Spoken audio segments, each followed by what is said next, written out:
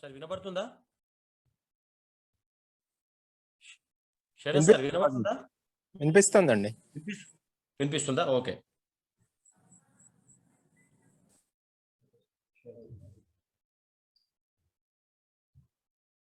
నా పేరు బాదావత్ రాజు. ఆయన్ని కాసేపు హైలైట్ చేయండి, తర్వాత మనం ఆయన మాట్లాడేది అవదా? సరే సార్, ఓకే. నా పేరు బాదావత్ రాజు అండి. నేను మానవ హక్కుల వేదిక కార్యకర్తను, వరంగల్ జిల్లా, తెలంగాణ రాష్ట్రం.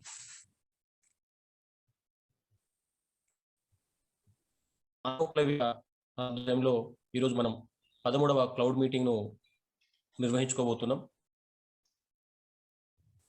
అంశం వచ్చేసి క్రోనీ పెట్టుబడిదారులకు ప్రభుత్వ రంగ సంస్థల అప్పగింత పరిణామాల గురించి మనం ఈరోజు చర్చించుకోబోతున్నాం. మన భారతదేశానికి 1947లో స్వాతంత్రం వచ్చిన తర్వాత మన దేశ ఆర్థిక పరిస్థితి చాలా దయనీయమైన పరిస్థితిలో ఉండేది. దాని తర్వాత 1948లో ఈ క్లిష్ట పరిస్థితిని గట్టెక్కడానికి నూతన పారిశ్రామిక విధానాన్ని, అంటే పారిశ్రామిక విధానాన్ని మొదటిసారిగా 1948లో ప్రవేశపెట్టడం జరిగింది. దీని యొక్క ఉద్దేశం ఏంటంటే, పరిశ్రమలు అన్ని కూడా దేశంలో ప్రభుత్వ రంగంలోనే పనిచేయాలి అని చెప్పి మనము మొదటి పారిశ్రామిక విధానంలో నిర్ణయించుకొని మొదలు చేయడం జరిగింది. దాని తర్వాత రెండవ పారిశ్రామిక విధానము 1956లో తిరిగి ప్రవేశపెట్టడం జరిగింది. ఈ మధ్యకాలంలో భారతదేశంలోని పరిశ్రమలు అనుకున్నంత స్థాయిలో అభివృద్ధి చెందకపోవడం మూలాన ఆర్థిక పరిస్థితి ఇంకా కుంటుపడడంతో చాలా పారిశ్రామిక విధానాలు ప్రవేశపెట్టినప్పటికీ నష్టాల్లో కూరుకుపోవడం.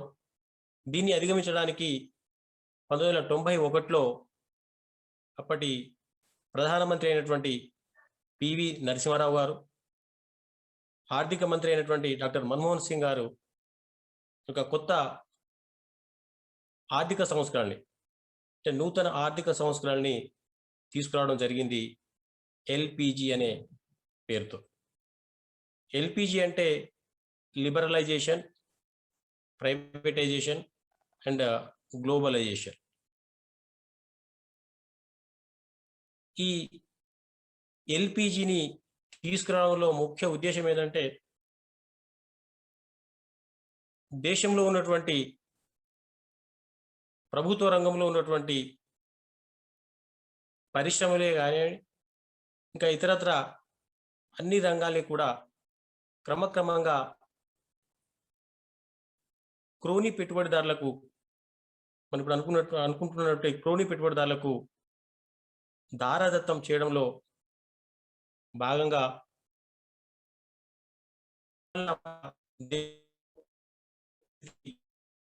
బాగుపడుతుంది, ఉద్యోగాల కల్పన జరుగుతుందనే ఒక ఉద్దేశంతో ఈ ప్రవేశపెట్టడం జరిగింది. దీని కారణంగా 80లలో జాతీయం చేయబడినటువంటి బ్యాంకుల నుండి మొదలుకుంటే దేశవ్యాప్తంగా ఉన్నటువంటి పబ్లిక్ సెక్టార్ యూనిట్స్, అంటే ప్రభుత్వ రంగ సంస్థలన్నీ కూడా క్రమక్రమంగా ప్రభుత్వం చేతుల నుండి ప్రైవేట్ వాళ్ళ చేతులకి వెళ్ళడం జరిగింది. మనం ఇప్పుడు ఈ మధ్యనే మొన్న చూసాం, ఎయిర్ ఇండియా, అది టాటా వాళ్లకు దారాదత్తం చేయడం జరిగింది. ఈ రకంగా చూసుకుంటే SAIL, Steel Authority of India, CONCOR అంటే Containers Corporation of India, ONGC Oil and Natural Gas Corporation, GAIL, ఇంకా హిందుస్థాన్ పెట్రోలియం, ఇప్పుడు మనం అనుకున్నట్టు Air India, Indian Railways, BSNL, BHEL. వీటితో పాటు దేశంలోని రాష్ట్రాల్లో ఉన్నటువంటి చాలా రకాల ఇన్సూరెన్స్ కంపెనీల నుండి మొదలుకుంటే రసాయన కంపెనీల వరకు, అదే రకంగా రక్షణ రంగానికి సంబంధించినటువంటి చాలా రకాల కంపెనీలు ఈ మధ్య ఇస్రోను కూడా అందులో చేయడం జరిగింది. అంటే ఈ రకంగా ప్రభుత్వ రంగంలో ఉన్నటువంటి అన్ని పరిశ్రమల్ని ప్రైవేట్ పరం చేయడానికే ఈ ఎల్పిజిని తీసుకురావడం జరిగింది. దీని కారణంగా జరగబోయే పరిణామాలు ఏంటి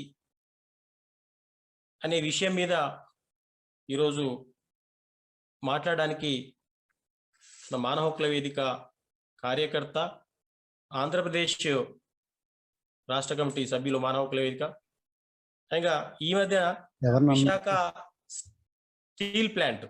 స్టీల్ ప్లాంట్ కూడా ప్రైవేట్ వాళ్లకు అప్పగించే నిర్ణయాలు జరుగుతున్న సందర్భంలో విశాఖ స్టీల్లోనే సీనియర్ మేనేజర్గా పనిచేస్తున్నటువంటి మన కార్యకర్త, విధంగా ఈసీ మెంబర్, స్టీల్ ఎగ్జిక్యూటివ్ అసోసియేషన్లో ఈసీ మెంబర్గా ఉన్నటువంటి, విధంగా బ్లాస్ట్ ఫర్నెస్ డిపార్ట్మెంట్లో సీనియర్ మేనేజర్గా ఉన్నటువంటి మార్పు శరత్ గారు ఈ విషయం మీద మాట్లాడడానికి వచ్చి ఉన్నారు. ఈ వెబినార్ సమావేశానికి వినడానికి ఆసక్తి చూపించినటువంటి ప్రజా సంఘాల కార్యకర్తలకి, మానవ హక్కుల వేదిక సభ్యులకి, ఇంకా ఇతర సంఘాల వారికి మానవ హక్కుల వేదిక స్వాగతం పలుకుతుంది. చివరి వరకు ఈ సెమినార్లో పాల్గొని విజేతం చేయాలని మానవ హక్కుల వేదిక కోరుతుంది. శరత్ గారు. థ్యాంక్ యూ రాజు గారు. నిజానికి నాకంటే ఎక్కువ విషయాలు మీరే చెప్పారు.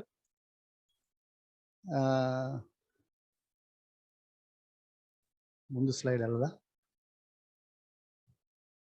సరే, ఈరోజు నాకు ఇచ్చిన టాపిక్ క్రోనీలకు ప్రభుత్వ రంగ సంస్థల అప్పగింత పరిణామాలు, handing over public sector undertakings to క్రోనీస్ and it's consequences. నిజానికి ఇది చాలా బాధాకరమైన విషయం, మనం దీని మీద సెమినార్లు జరుపుకోవటం అనేది. ఎందుకంటే భారతదేశంలో ప్రభుత్వ రంగ సంస్థలు ఒక ఎంతో విశిష్టమైనటువంటి పాత్ర పోషిస్తున్నాయి. స్వాతంత్రం వచ్చినప్పుడు చాలా ఇబ్బందులు పడ్డాం. ఇక్కడ నేను ఒక బాలగోపాల్ గారు ఒక పుస్తకం రివ్యూ రాశారు, భారత కార్మిక ఉద్యమ చరిత్ర 1830 నుంచి 1947. ఆ పుస్తకం పేరు, చాలా పాత పుస్తకం, అది చిన్న పుస్తకం. స్టార్టింగ్ లో అందులో నాకు చాలా క్యాచీగా ఉంది అది. అసలు మొత్తం ఈ పరిణామం అంతా కూడా మళ్ళీ మనం ఎక్కడికి వెళ్ళిపోతున్నాం, ఆ 1757, 1912, 1930 ఆ పీరియడ్కి వెళ్ళిపోతున్నామేమో అన్నంతగా ఉంది ఇప్పుడు ప్రస్తుత పరిస్థితి. జస్ట్ అది ఒకసారి మీరు స్క్రీన్ కూడా, నేను అంటే దాదాపుగా ఇది ఒక చిన్న పవర్ పాయింట్ లాగా తయారు చేసుకొని వచ్చాను. మీరు ఆ స్క్రీన్ వైపు చూస్తుంటే దాని మీద మీరు డబుల్ క్లిక్ చేస్తే కనుక మీకు అది ఫుల్గా ఓపెన్ అవుతుంది. ఆల్మోస్ట్ స్క్రీన్ షేరింగ్ లో కూడా అదే పెట్టాను కాబట్టి మీకు స్క్రీన్ మీద కూడా చదువుకోవచ్చు. సో పాశ్చాత్య దేశాల్లో లాగా మన దేశంలో పెట్టుబడిదారీ దోపిడీ సమాజం సహజంగా పుట్టలేదు. అంటే భూస్వామ్య వ్యవస్థను నాశనం చేసి ముందుకు రావడం జరగలేదు. తద్భిన్నంగా ఇక్కడ పెట్టుబడిదారీ దోపిడీ ఇంగ్లాండ్ నుండి దిగుమతి అయ్యింది. భారతదేశం బ్రిటన్కి వలసగా మారిన క్రమంలో 2 దశలు ఉన్నాయి. మొదటి దశలో అప్పటికింకా పారిశ్రామిక విప్లవాన్ని సాధించిన బ్రిటన్కి ఆ విప్లవాన్ని సాధించడానికి అవసరమైనటువంటి పెట్టుబడిని సమకూర్చి పెట్టడం భారతదేశం తాలూకా చారిత్రక కర్తవ్యం అయింది. దీనికి సాధనం ఈస్ట్ ఇండియా కంపెనీ.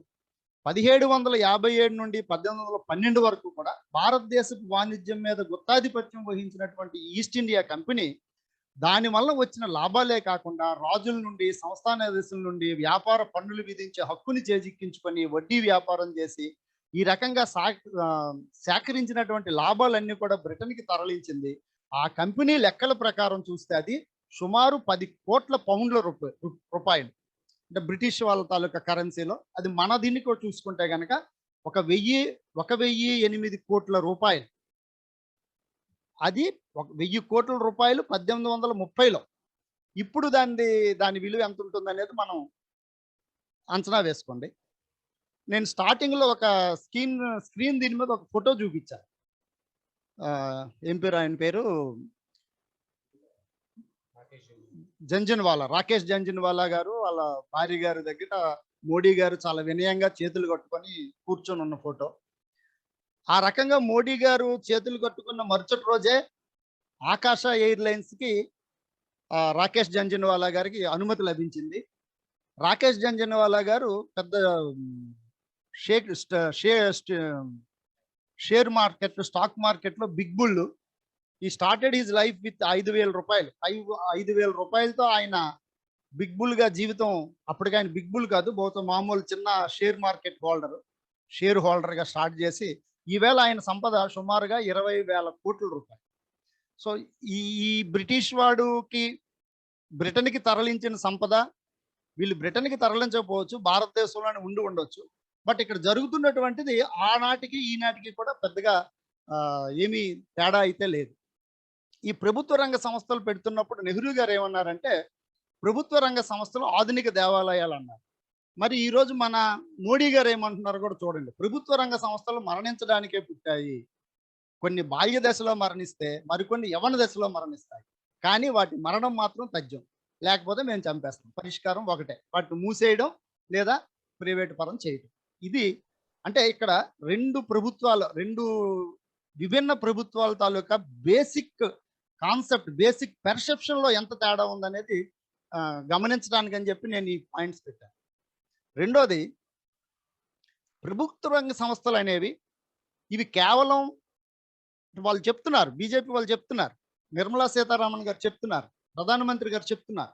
మేము ప్రభుత్వం వ్యాపారం చేయదు అని చెప్తున్నారు. కాబట్టి మేము వీటినన్నిటిని ప్రైవేట్ వాళ్ళకి ఇచ్చేస్తాం, లేకపోతే అమ్మేస్తాం, లేకపోతే మూసేస్తాం అని చెప్తున్నారు.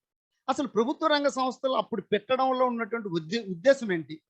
ఇవి లాభాల కోసమే పనిచేస్తాయా? దీనివల్ల ప్రజలకి వేరే అంటే ప్రభుత్వాలకి లాభాలు తెచ్చి పెట్టడం తప్పించి వేరే రకమైనటువంటి ఉపయోగం ఏమీ లేదా? ఇవి ఎందుకు పెట్టారు? ఏ రంగాల్లో పెట్టారంటే, ఒకటి ఆయిల్ అండ్ న్యాచురల్ గ్యాస్, మన ఓఎన్జీసీ, హెచ్పిసిఎల్, పిపిసిఎల్ లాంటివి. ఎలక్ట్రిసిటీ, హైడ్రా అంటే జల విద్యుత్తు, పవన విద్యుత్తు, సోలార్ విద్యుత్తు, థర్మల్ విద్యుత్.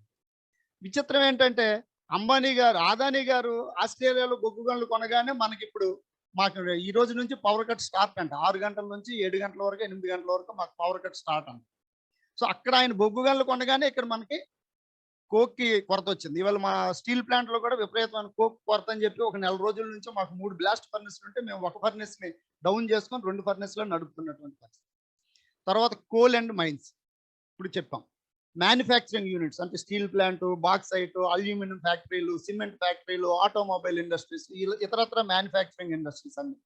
తర్వాత ఫైనాన్స్, ఎల్ఐసి, బ్యాంక్. మీకు ఇప్పుడు రాజు గారు కూడా చెప్పినట్టున్నారు. ఎల్ఐసి 5,000 కోట్ల రూపాయలతో 5 కోట్ల రూపాయలతో ఎల్ఐసిని మొదలు పెడితే ఈవేళ ఎల్ఐసి తాలూకా నికర ఆస్తులు 32 లక్షల కోట్లు. ఈ సంపద అంతా ఎవరిదండి? ప్రజల కోసం కాదా? ఇదంతా వ్యాపారం కాదా? తర్వాత బ్యాంకులు లాస్ట్ ఇయర్ అంటే ఇంత కరోనా ఇవన్నీ వచ్చినప్పటికీ కూడా నేను అది చూపిస్తాను మీకు. స్టేట్ బ్యాంకు సుమారు 2,000 కోట్ల రూపాయలు డివిడెండ్ ప్రభుత్వానికి చెల్లించింది. తర్వాత ట్రాన్స్పోర్టేషన్, ఇందులోకి ఆర్టీసీలు, ప్రభుత్వ రంగంలో నడుస్తున్నటువంటి బస్సులు, రైల్వేలు, విమానాలు, జల మార్గాలు. ఈ విమానాల దగ్గరికి వచ్చేసరికి దురదృష్టం ఏంటంటే వారం రోజుల క్రితం వరకు భారతదేశంలో గవర్నమెంట్‌కి కొన్ని విమానాలు ఉండేవి. ఈ యొక్క వారం రోజుల కిందట అవి కూడా టాటా వాళ్ళకి ఇచ్చిన తర్వాత ఒక దౌర్భాగ్యమైన పరిస్థితి ఏంటంటే ఈవేళ మన దేశంలో భారత ప్రభుత్వ రంగంలో ఒక విమానం కూడా లేదు, యుద్ధ విమానాలు తప్పించి. ప్రపంచంలో బహుశా ఏ దేశానికి ఉండదు ఇలాంటి పరిస్థితి. ఒక్క విమానం కూడా ప్రభుత్వ రంగంలో లేకపోవడం. ప్రైవేట్ వ్యక్తులకు ఉన్నాయి. అదానీ గారికి ఉన్నాయి, అంబానీ గారికి ఉన్నాయి విమానాలు. అదానీ గారి విమానంలోనే మోడీ గారు ఎలక్షన్ క్యాంపెయినింగ్ అంతా చేశారు. సో బీజేపీ వాళ్ళు కూడా ఏదో ఒక ఫ్లైట్ కొన్నారని చెప్పేసి దానికి ఎవరో ఒక మిత్రుడు చెప్తున్నాడు. అది ఎంతవరకు నిజమో తెలియదు, చూసుకోవాలి. తర్వాత పబ్లిక్ సెక్టర్ అనేది మనకి 1948లో ఫస్ట్ ఐటీఐ అంటే ఇండియన్ టెలిఫోన్ ఇండస్ట్రీస్ అని, ఇది యాక్చువల్గా అంతకుముందు పోస్ట్ అండ్ టెలిగ్రాఫ్ అని ఒక డిపార్ట్మెంట్ ఉండేది. ఈ డిపార్ట్మెంట్ లో మొట్టమొదటిసారిగా that is the first public sector unit. భారతదేశానికి స్వాతంత్రం వచ్చిన తర్వాత స్వతంత్ర భారతదేశంలో మనం పెట్టుకున్నటువంటి మొదటి పబ్లిక్ సెక్టర్ యూనిట్. మన పాత టెలిఫోన్లు ట్రింగ్ టెలిఫోన్ల మీద ఈ ఐటీఐ అనే సింబల్ కూడా ఉంటుంది, మీరు చూసుంటారు. తర్వాత ఓఎన్జీసీ, దాన్ని మళ్ళీ 1994లో కొంత రీస్ట్రక్చర్ చేశారు. ఎల్ఐసి, యాక్చువల్గా ఎల్ఐసీలకు సంబంధించి కూడా ఫిరోజ్ గాంధీ గారు పార్లమెంట్ లో ఈ మ్యాటర్ రైజ్ చేశారు. అక్కడేవో కొన్ని ఇన్సూరెన్స్ స్కామ్స్, ఫ్రాడ్స్ జరగటము, దాంతో ఏంటంటే ఈ ఇన్సూరెన్స్ పబ్లిక్ రంగంలో ఉంటే బాగుంటుందని చెప్పేసి ఫిరోజ్ గాంధీ గారు రైజ్ చేశారు. ఆ తర్వాత దాన్ని పార్లమెంట్ లో అప్రూవల్ చేయడం జరిగింది. 1956లో అది ప్రభుత్వ రంగ సంస్థగా సుమారు 154 ప్రైవేట్ ఇన్సూరెన్స్ కంపెనీలు, 16 ఫారెన్ ఇన్సూరెన్స్ కంపెనీలు, 75 ప్రావిడెంట్ ఫండ్ కంపెనీలు, ఇవన్నీ కలిసి ఒకటిగా ఏర్పడి ఎల్ఐసిని స్టార్ట్ చేయడం జరిగింది. తర్వాత 1956లో బిహెచ్ఈఎల్, 61లో షిప్ యార్డ్. ఈ షిప్ యార్డ్ దగ్గరికి వచ్చేసరికి కూడా అంతకుముందు ఈ షిప్ యార్డ్ వాల్చంద్ హీరాచంద్ వాళ్ళ ఆధ్వర్యంలో ఉండేది. దానికి శంకుస్థాపన కూడా మన బాబు రాజేంద్ర ప్రసాద్ గారే 1940లో 41 అనుకుంటా, 41 జూన్లో చేశారు. తర్వాత నెహ్రూ గారికి ఆ ఫ్యామిలీతో మంచి సన్నిహిత సంబంధాలు ఉండేవని అంటారు. మరి ఆ తర్వాత ఏంటంటే వాళ్ళు ఆయన చనిపోవడం 53లో వాల్చంద్ గారు. ఈ సిండియా షిప్ యార్డ్ని వాళ్ళు నడపలేనటువంటి పరిస్థితుల్లో మనం టేకప్ చేసి 1961 నుంచి కూడా ఈ షిప్ యార్డ్ కంపెనీ ప్రభుత్వ రంగంలో నడుస్తూ ఈవేళ వరకు సుమారు 197 షిప్స్ అందులో తయారు చేయడం అనేది, షిప్ యార్డ్ ద్వారా తయారు చేయడం అనేది జరిగింది. ఇదంతా జాతి సంపద, ఇది ఎవరు వ్యక్తుల సంపద కాదు. షిప్ యార్డ్ అనేది నేషనలైజ్ అయిన తర్వాతనే 197 షిప్లు చేస్తాం. అంతకుముందు మనం అక్కడ ఇక్కడ బయట కొనుక్కునేది. ఈవేళ మొన్న ఆ షిప్ యార్డ్ని కూడా ప్రైవేటైజ్ చేయడానికి చాలా ప్రయత్నం చేశారు. ఇప్పుడు అది ఆల్మోస్ట్ ఆ ప్రయత్నంలోనే ఉన్నారు. ఇంకా వాళ్ళ ప్రయత్నాలు ఏమి వెనక్కి తీసుకోలేదు. తర్వాత హెచ్పిసిఎల్, ఎన్టీపీసీ, ఇవన్నీ కూడా వీటిని అంటే అక్కడ ఇండస్ట్రీస్ను కూడా, పబ్లిక్ రంగ ఇండస్ట్రీస్ కూడా ఒక 4 రకాలు ఉంటాయి. మహారత్న, నవరత్న, మినీరత్న. ఆ మినీరత్నాల్లో మళ్ళీ 2 రకాలు ఉంటాయి. మహారత్న కంపెనీగా బిహెచ్ఈఎల్, ఇది 1964లో ఎస్టాబ్లిష్ అయింది, భారత్ హెవీ ఎలక్ట్రికల్స్ లిమిటెడ్. 2009లో అనుకుంటాను మా దగ్గర ఉన్న బిహెచ్పిని కూడా దాంట్లో మెర్జ్ చేశారు. ఇది గవర్నమెంట్ ఆఫ్ హెవీ ఇండస్ట్రీస్ అండర్లో పనిచేస్తుంది. హెడ్ ఆఫీస్ న్యూఢిల్లీలో ఉంటుంది. తర్వాత ఇంకొక పెద్ద దిగ్గజం, చాలా profitable sector, oil sector, Bharat petroleum corporation BPCL. దీన్ని కూడా 1952లో మొదలు పెట్టడం జరిగింది. తర్వాత కోల్ ఇండియా. కోల్ అనేది ఒక చాలా ఇంపార్టెంట్ ఫ్యాక్టరీ. ఇవాళ వితౌట్ కోల్ మనం ఏ ఇండస్ట్రీ కూడా రన్ అయ్యే పరిస్థితి లేదు. కోల్లో కూడా 2 రకాలైనటువంటి ఉంటాయండి బొగ్గులో కూడా. ఒకటి మెటలర్జికల్ కోలు, రెండోది నాన్ మెటలర్జికల్ కోలు. అంటే మన థర్మల్ పవర్ ప్లాంట్స్ కి, ఇతర బాయిలర్స్ రన్ చేయడానికి ఇతరత్ర ఉపయోగపడేది నాన్ మెటలర్జికల్ కోలు. మెటలర్జికల్ కోల్ అనేది ఓన్లీ మెటల్స్ తయారు చేయడానికి దాన్ని కోక్ కింద కన్వర్ట్ చేస్తారు. కన్వర్ట్ చేసిన తర్వాత దాన్ని ఏ స్టీల్ ప్లాంట్ కైనా సరే మెటలర్జికల్ కోకే కావాలి. సో ఇప్పుడు వాటికి సంబంధించినటువంటి గనులు కూడా మన గౌరవనీయులైనటువంటి ఆదాని గారు కొనున్నారు. అందుకే మనకి ఇప్పుడు బొగ్గు కొరత ఏర్పడింది. తర్వాత gas authority of India, GAIL ఆధ్వర్యంలో, గెయిల్ 1984లో మినిస్ట్రీ ఆఫ్ పెట్రోలియం వాళ్ళే దీన్ని చేశారు, ఇన్కార్పొరేట్ చేశారు. తర్వాత ఇండియన్ ఆయిల్ కార్పొరేషన్, ఐఓసిఎల్ అంటారు, దీన్ని 1964లో మొదలు పెట్టుకోవడం జరిగింది. తర్వాత నేషనల్ థర్మల్ పవర్, ఇంకొక పెద్ద సెక్టర్ ఇది, మహారత్న, ఇది కూడాను national thermal power corporation NTPC. దీన్ని 1975లో మొదలు పెట్టడం జరిగింది.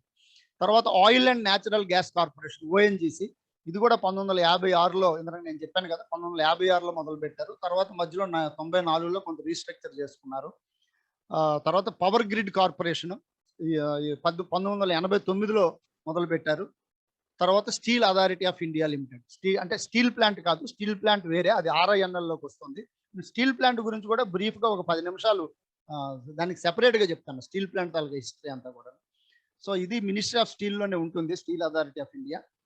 ఇవి కాకుండా ఇవన్నీ కూడా ఇతర పబ్లిక్ సెక్టర్ ఇండస్ట్రీస్, సుమారు 400 పబ్లిక్ సెక్టర్ ఇండస్ట్రీస్ ఉన్నాయి మొత్తం భారతదేశ వ్యాప్తంగా, చిన్న పెద్ద అన్ని కలిపి.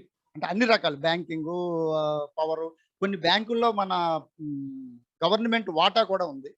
So why public sector started? Public sector అనేది ఎందుకు అసలు స్థాపించబడిందంటే, first and foremost economical challenges after independence.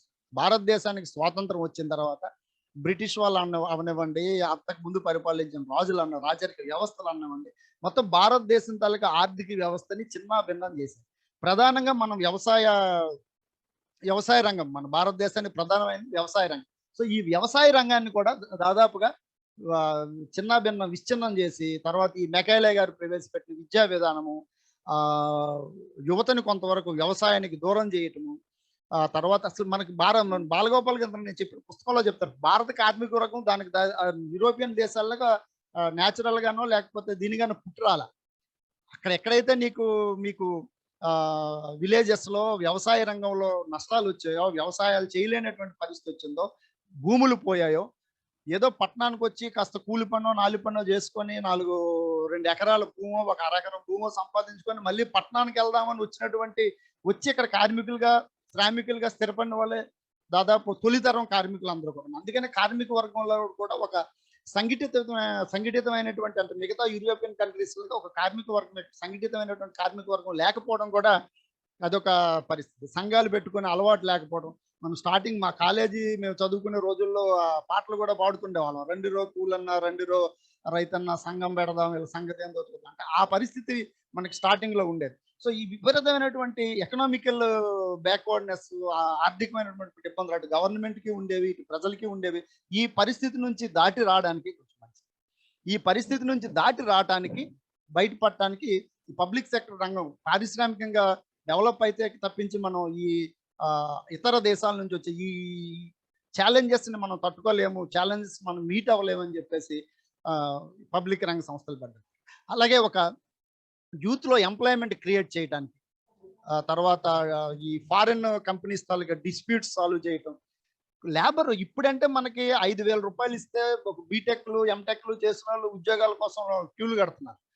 ఆ రోజుల్లో ఆ పరిస్థితి లేదు. ఈ రోజు కూడా శ్రామిక వర్గం మనకు దొరకట్లేదు, స్కిల్డ్ లేబర్ మనకు దొరకట్లేదు. 500 ఇస్తే బీటెక్లు దొరుకుతున్నారు కానీ రోజుకి 5,000 ఇస్తే నెలకి బీటెక్లు దొరుకుతున్నారు కానీ రోజుకి 500 ఇస్తామంటే ఒక కార్పెంటర్ దొరకట్లేదు, రోజుకి 500 ఇస్తామంటే ఒక ప్లంబర్ దొరకట్లేదు. కానీ ఆ రోజుల్లో ఆ పరిస్థితి లేదు. సో యూత్ విపరీతంగా ఉన్నారు. యూత్కి ఉపాధి అవకాశాలు కల్పించాల్సినటువంటి బాధ్యత ప్రభుత్వాల మీద ఉంది. సో ఈ అన్నిటి నేపథ్యంలో ప్రజల తాలూకా ఫైనాన్స్ నీడ్స్ పెరుగుతున్నాయి. తర్వాత ఇతర కంట్రీస్ మీద మన డిపెండెన్సీ పెరిగిపోయింది. దాని నుంచి మనం సెల్ఫ్ రిలయంట్ కోసం ఈ అగ్రికల్చరల్ సెక్టర్లో వస్తున్నటువంటి ఛాలెంజెస్, సెమీ స్కిల్డ్ లేబర్ని డెవలప్ చేయాల్సినటువంటి అవసరం, వీటన్నిటి రీత్యా ఈ పబ్లిక్ రంగ సంస్థలు అనేవి పెట్టడం జరిగింది.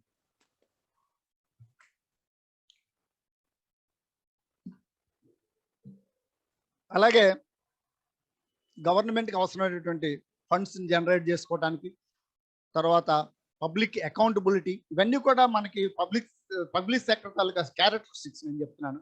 Government ownership, mass employment, public utility services, public welfare. ఇక మెరిట్స్ డిమెరిట్స్, మనకి పబ్లిక్ సెక్టర్ ముందు నుంచి మనం ఒక విషయాన్ని మీరు ఒక లైన్ గుర్తుపెట్టుకోండి. పబ్లిక్ సెక్టర్స్ ఈ అన్నిటి అవసరాలతో పాటుగా ప్రైవేట్ రంగం తాలూకా ఫెయిల్యూర్స్ కూడా చాలా ఉన్నాయి. ఇప్పుడు నేను ఇందులో చెప్పాను, షిప్ యార్డ్ కానివ్వండి, అలాగే కాల్టెక్స్, అంటే అప్పుడు కాల్టెక్స్ అని ఉండేది, ఇంకా ముందు ఏదో ఈ ఎస్కో ఏదో ఉండేది, హెచ్పిసిఎల్ అవన్నీ కూడా ఫెయిల్యూర్స్. వాళ్ళు పబ్లిక్ రంగ సంస్థలు నడపకపోవడం. ఇందిరాగాంధీ గారు 14 బ్యాంకులు జాతీయం చేశారు ఇందిరాగాంధీ గారి టైంలో. ఆ బ్యాంకులన్నీ ఎందుకు జాతీయం చేయాల్సి వచ్చింది? అక్కడ ఫ్రాడ్ విపరీతంగా పెరిగిపోవటం, వాళ్ళు బ్యాంకింగ్ సెక్టర్స్ నడపలేకపోవడం, వీటన్నిటి రీత్యా కొన్ని బ్యాంకులను మెర్జీ చేసి మొత్తం 14 బ్యాంకులను ఆమె నేషనలైజ్ చేసి జాతీయం చేసి. సో ఈ పరిణామాలన్నీ కూడా మనకి పూర్వరంగం, అంటే పారిశ్రామిక రంగాన్ని పబ్లిక్ సెక్టర్స్ కి పూర్వరంగం ఉంది.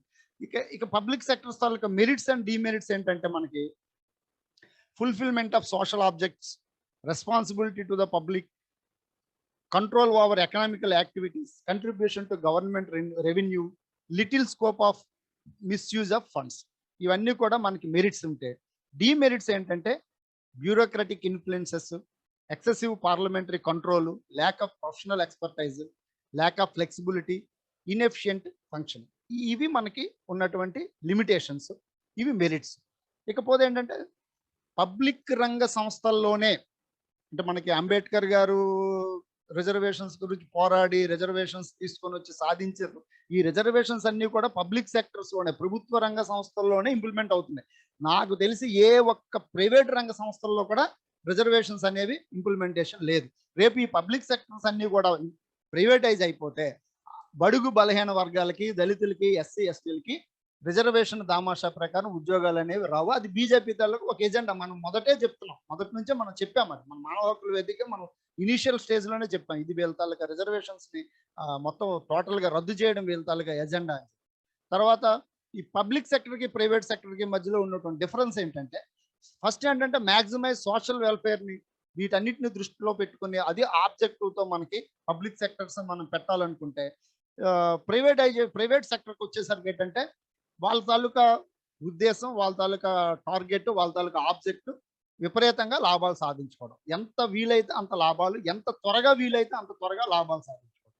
ఓనర్షిప్ అనేది పబ్లిక్ సెక్టర్లోకి వచ్చేసరికి పబ్లిక్ ఓనర్షిప్ ఉంటుంది, ప్రజల భాగస్వామ్యం ఉంటుంది, ప్రజల యాజమాన్యం ఉంటుంది.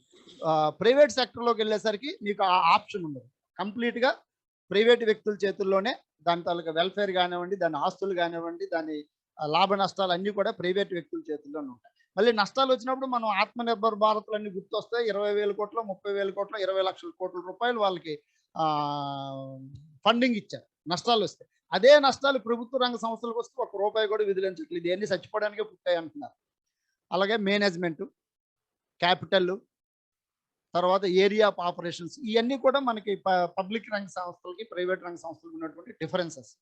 తర్వాత ఈ వీళ్ళు వచ్చిన తర్వాత ఆత్మనిర్భర్ భారత్, మన భారతదేశం వెలిగిపోతుంది, ఈ గొప్ప గొప్ప కబుర్లు చెప్పినటువంటి బీజేపీ పాలకులు చేసినటువంటి 2015-16 వాళ్ళు ఛార్జ్ తీసుకున్న వెంటనే, వాళ్ళు పరిపాలనలోకి వచ్చిన వెంటనే వాళ్ళు చేసిన డిజిన్వెస్ట్మెంట్స్, నేను ఇటువైపు కంపెనీ పేర్లు రాశాను, ఇటువైపు డిజిన్వెస్ట్మెంట్లు రాశాను. ఇవన్నీ చదవటం పెద్ద టైం వేస్ట్.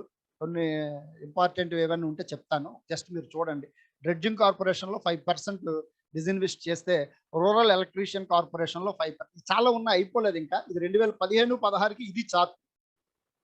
తర్వాత 2016-17లో ఐఓసిఎల్ దగ్గర నుంచి, కోల్ ఇండియా దగ్గర నుంచి, సిపిఎస్సి, తర్వాత container corporation India limited, dredging కార్పొరేషన్లో ఒక 0.95, కోల్ ఇండియా అసలు విపరీతమైన లాభాలండి. కోల్ దగ్గర నుంచి, కోల్లో వచ్చినన్ని లాభాలు, ఆయిల్ సెక్టర్లో వచ్చిన లాభాలు, పవర్లో వచ్చిన ఎక్కడ కూడా coal sector, oil sector, power sector ఎక్కడ లాస్ అనేది లేదు.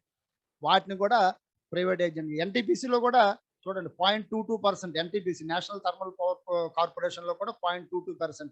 అత్యధిక లాభాలు వస్తున్నటువంటి దీంట్లో కూడాను ప్రైవేటైజ్ చేయడానికి రంగం సిద్ధం చేసేశారు. తర్వాత 2017-16లో ఇవి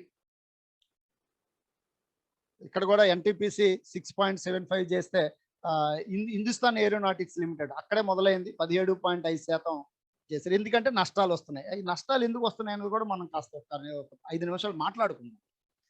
తర్వాత ఇది చూడండి, 2018-19 Mishra Dhatu Nigam limited is a defence company అండి. అక్కడ నేను ఆ కంపెనీలో చేశాను, 6 నెలల పాటు నేను అక్కడ అప్రెంటిస్ చేశాను. విధాని అంటారు దాన్ని, మిశ్రధాతు నిగమ్ లిమిటెడ్. సూపర్ ఎల్ఐస్ తయారవుతాయి భారతదేశంలో, ఇంకెక్కడా తయారవుతుంది అలాంటి. అక్కడ తయారైనటువంటి సూపర్ ఎల్ఐస్ అంటే ఇప్పుడు మనకి ర్యాకెట్స్, స్పేస్, దీనికి ఏరోప్లేన్స్, ర్యాకెట్స్, ఇలాంటి ప్రత్యేకమైనటువంటి మెటల్స్ అవసరం. దానికి ఒక స్పెషల్ కాంపోనెంట్స్ ఉంటుంది, స్పెషల్ కంపోజిషన్లో సూపర్ ఎల్ఐస్ అంటారు వాటిని. ఆ సూపర్ ఎల్ఐస్ ఆ మిశ్రధాతు నిగమ్ లిమిటెడ్లో తయారవుతాయి. పౌడర్ మెటలర్జీ, అసలు మీకు భారతదేశంలో ఎక్కడ అలాంటి టెక్నాలజీస్ కూడా లేవు. అంత గొప్ప ఇండస్ట్రీ, బ్రహ్మాండమైన ఇండస్ట్రీ. దాన్ని కూడా 25% ప్రైవేటైజ్ చేసి పడేశారు. సో ఇంకా ఇవన్నీ మనం భారత్ హెవీ, బిహెచ్ఎల్ దాంట్లో కూడా 3.15. తర్వాత డ్రెడ్జింగ్ కార్పొరేషన్లో 73.44. వాళ్ళు కొంత ప్రతిఘటిస్తున్నారు, అది చూడాలి మరి. తర్వాత ఫైనాన్షియల్ ఇయర్ 2019-20 దగ్గరికి వచ్చేసరికి ఇవన్నీ. ఈ ఐఆర్సిటిసి కూడా, ఇండియన్ రైల్వే క్యాటరింగ్ 12.6%. తర్వాత ఇది 2021 లాస్ట్ ఇయర్. ఇందులో కూడా స్టీల్ అథారిటీ ఆఫ్ ఇండియాలో కూడా 10% బోని కొట్టారు ప్రైవేటైజ్ చేయడానికి. తర్వాత హిందుస్థాన్ ఏరోనాటిక్స్ లిమిటెడ్లో 14.2% ఇక్కడ ప్రైవేటైజ్ చేసే పరిస్థితి ఉంది. తర్వాత టాటా కమ్యూనికేషన్స్లో కూడా 26 కొంత వాటా ఉంది మనకి, 30% ఎంతో టాటా కమ్యూనికేషన్స్లో, అందులో సుమారు 26% అమ్మేశారు. ఇకపోతే పబ్లిక్ సెక్టర్ యూనిట్స్ వలన ఎంప్లాయ్మెంట్ ఎలా ఉందో చూడండి. అంటే 2011-12కి మనకున్న ఎంప్లాయ్మెంట్ ఇది సుమారుగా. ఇక్కడ ఈ ఆరెంజ్ కలర్ లైన్ని తీసుకుంటే సుమారు 1,20,00,000 మంది పబ్లిక్ రంగ సంస్థల్లో పనిచేస్తున్నటువంటి సాధారణ కార్మికులు ఉంటే, అది 2017-18 వచ్చేసరికి దాదాపుగా 1,00,00,000 కంటే 20,00,000 మంది పబ్లిక్ రంగ సంస్థల్లో పనిచేసే ఎంప్లాయీస్ని తొలగించడం అనేది జరిగింది. ఇక్కడే ఇంకొక గమ్మత్తు చూడండి. ఇది కాంట్రాక్ట్ అంటే ఇన్సెక్యూర్ ఎంప్లాయ్మెంట్, కాంట్రాక్ట్ లేబర్. అదే అంటే అక్కడ తొలగించినటువంటి ఎంప్లాయీస్ ఇక్కడ చూడండి, ఇక్కడ 22.4% మంది కాంట్రాక్ట్ లేబర్ ఉంటే 2017-18 వచ్చేసరికి 34.7%. అంటే కాంట్రాక్టింగ్ వ్యవస్థ పెరిగింది. కాంట్రాక్ట్ లేబరు డైరెక్ట్గా శాలరీస్ తీసుకోరు.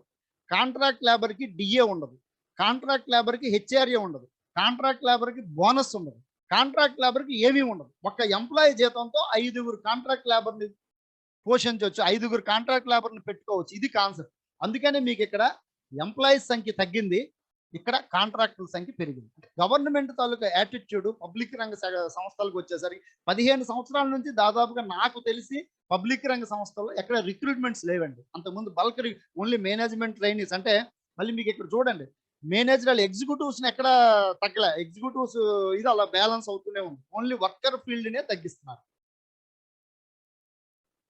సో అలాగే అయితే పోనీ ఈ పబ్లిక్ రంగ సంస్థల నుంచి మనకేమైనా డబ్బులు రావడం లేదా అని అనుకుంటే, పబ్లిక్ రంగ సంస్థల్లో వచ్చినటువంటి గ్రోత్ చూడండి. ఒక్క కరోనా కారణంగా 2020లో తప్పించి మిగతా అంతా కూడా సుమారు 20,000 అంటే లాస్ట్ ఇయర్ ఈ ఫైనాన్షియల్ ఇయర్ 2021లో సుమారు 20,104 కోట్ల రూపాయలు రెవెన్యూ జనరేట్ చేశారు, డివిడెంట్ల కింద జనరేట్ చేశారు పబ్లిక్ రంగ సంస్థలు. అందులో టాప్లో బీపీసీఎల్ ఉంది 8,760 కోట్లు, కోల్ ఇండియా 6,500 కోట్లు, ఇండియన్ ఆయిల్ కార్పొరేషన్ 5,800 కోట్లు, స్టేట్ బ్యాంక్ ఆఫ్ ఇండియా 2,000 కోట్ల రూపాయలు లాభాలు సాధించి పెట్టింది, డివిడెండ్ సాధించి పెట్టింది. ఈ పరిస్థితులు ఇలా ఉండగా ఇవన్నిటిని ఒక పెద్ద బూచిగా చూపించి మాకు కరోనా కారణంగా పూర్తిగా నష్టం వచ్చింది, ఆత్మనిర్భర్ భారత్, ప్రేతాత్మ నిర్భర్ భారత్ రకరకాల పేర్లు పెట్టి national monetization pipeline NMP అంటే జాతీయ తనఖా విధానాన్ని గౌరవనీయులైనటువంటి ఆర్థిక శాఖ మంత్రి శ్రీమతి నిర్మలా సీతారామన్ గారు చెప్పుకొస్తున్నారు. భారతదేశాన్ని ఈ 4 సంవత్సరాలు ఇంకా కాకుండా ఈ 3-4 సంవత్సరాలు వెలగబెట్టడానికి సుమారు 111 లక్షల కోట్ల రూపాయలు కావాలంట. ఈ 111 లక్షల కోట్లలో సుమారు 80-85% వాళ్ళ దగ్గర ఉంది.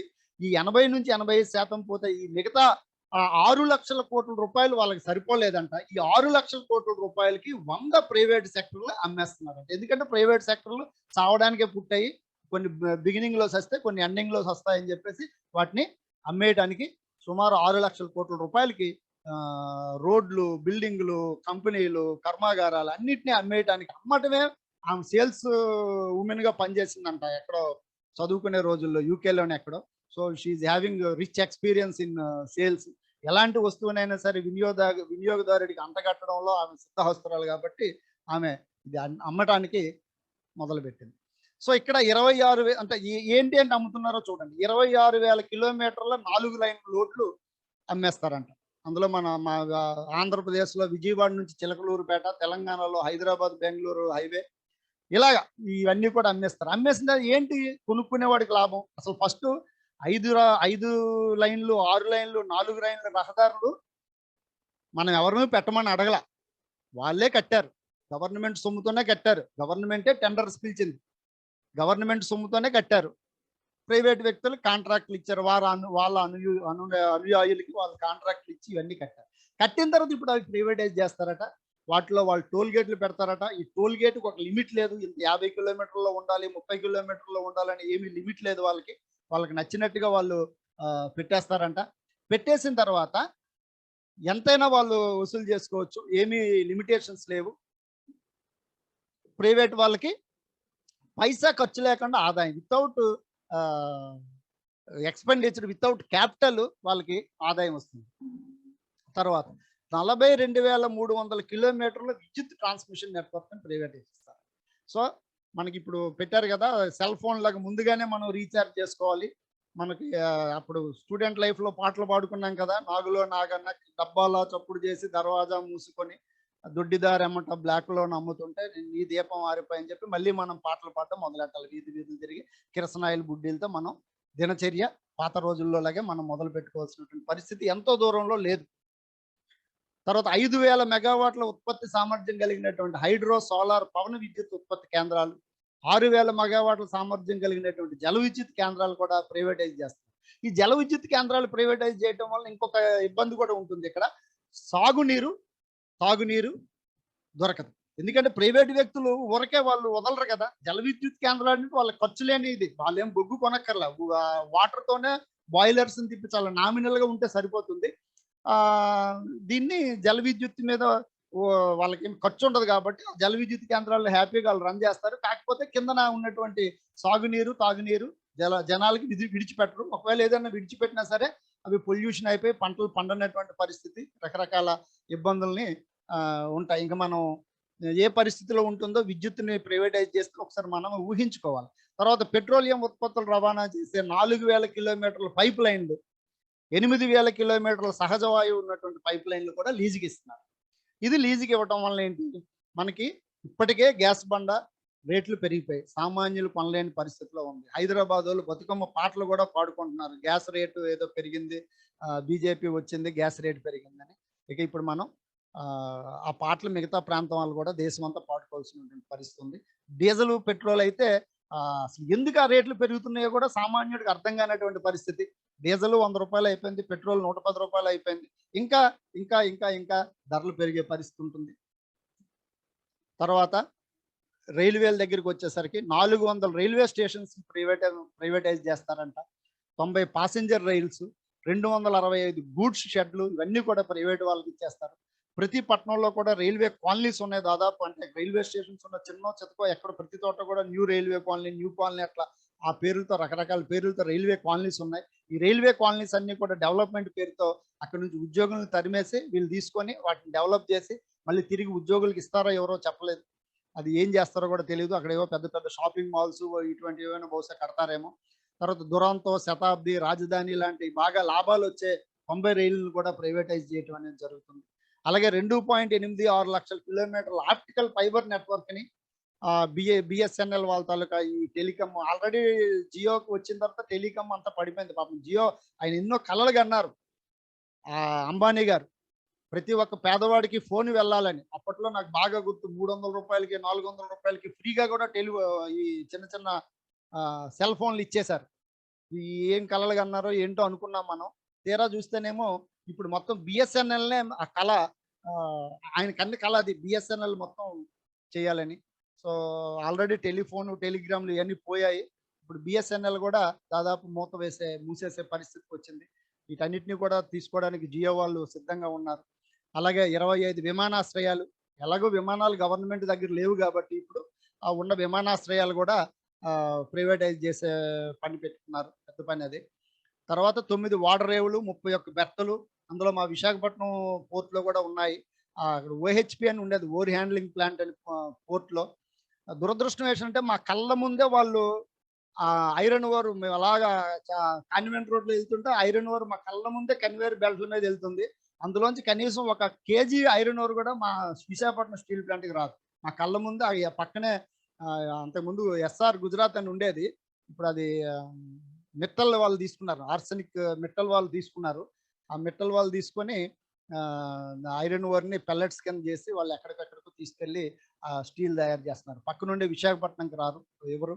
అలాగే మా గంగవరం పోర్టు దగ్గరికి వచ్చేసరికి కూడా 1,500 ఎకరాలు మా స్టీల్ ప్లాంట్ కోసం సేకరించిన భూమిలో 1,500 ఎకరాలు ఇచ్చాము. అందులో కొంత భూమి 11% అనుకుంటాను, కొంత భూమి గవర్నమెంట్ది కూడా ఉండేది. ఈ ఆదాని గారు వచ్చిన తర్వాత బలవంతంగా ఆ గవర్నమెంట్ని వాళ్ళ దగ్గర నుంచి కూడా ఆ భూములు తీసుకొని ఇప్పుడు వాళ్ళ కోసం మా హాస్పిటల్, ఆ రూట్లో మాకు ఒక హాస్పిటల్ ఉంది, హెల్త్ సెంటర్, గంటేడ హాస్పిటల్ అంటారు. ఆ పెదగంటేడ హాస్పిటల్ని కూడా కొంత భాగం కొట్టేసి దాని తల కాంపౌండ్ అంతా కొట్టి ఒక పెద్ద రోడ్డు వేస్తున్నారు ఇప్పుడు ఆదాని గారికి పోర్టుకి వెళ్ళడానికి. ఇంతకాలం 10-15 సంవత్సరాల నుంచి ఆ పోర్ట్ ఉంది, మరి ఇంతకాలం లారీలన్నీ చుట్టి తిరిగి వెళ్ళాయి. అలాగైతే లారీలకు పెట్రోల్ ఎక్కువైపోతుందని చెప్పేసి షార్ట్ కట్ కావాలని చెప్పి వాళ్ళు రోడ్డు కూడా వేసుకుంటున్నారు. అంటే ప్రభుత్వం వాళ్ళకి ఏం కావాలంటే అది చాలా వాళ్ళ సొంత ఖర్చులతో, సొంత బాధ్యతతో దగ్గరుండి చాలా రాచ మర్యాదలతో వాళ్ళకి అప్పజెప్పటం అనేది జరుగుతా వస్తుంది.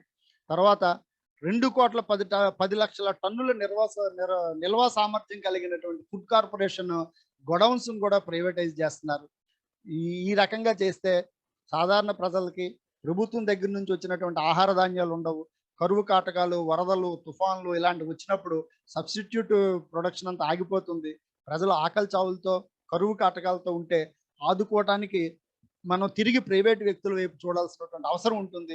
ప్రభుత్వం ఏం హ్యాండ్స్ అప్, వాళ్ళ దగ్గర ఏమి ఉండదు. వాళ్ళ అండర్‌లో ఎటువంటి వాళ్ళ ఫుడ్ కార్పొరేషన్ ఫుడ్ నిల్వలు ఉండవు.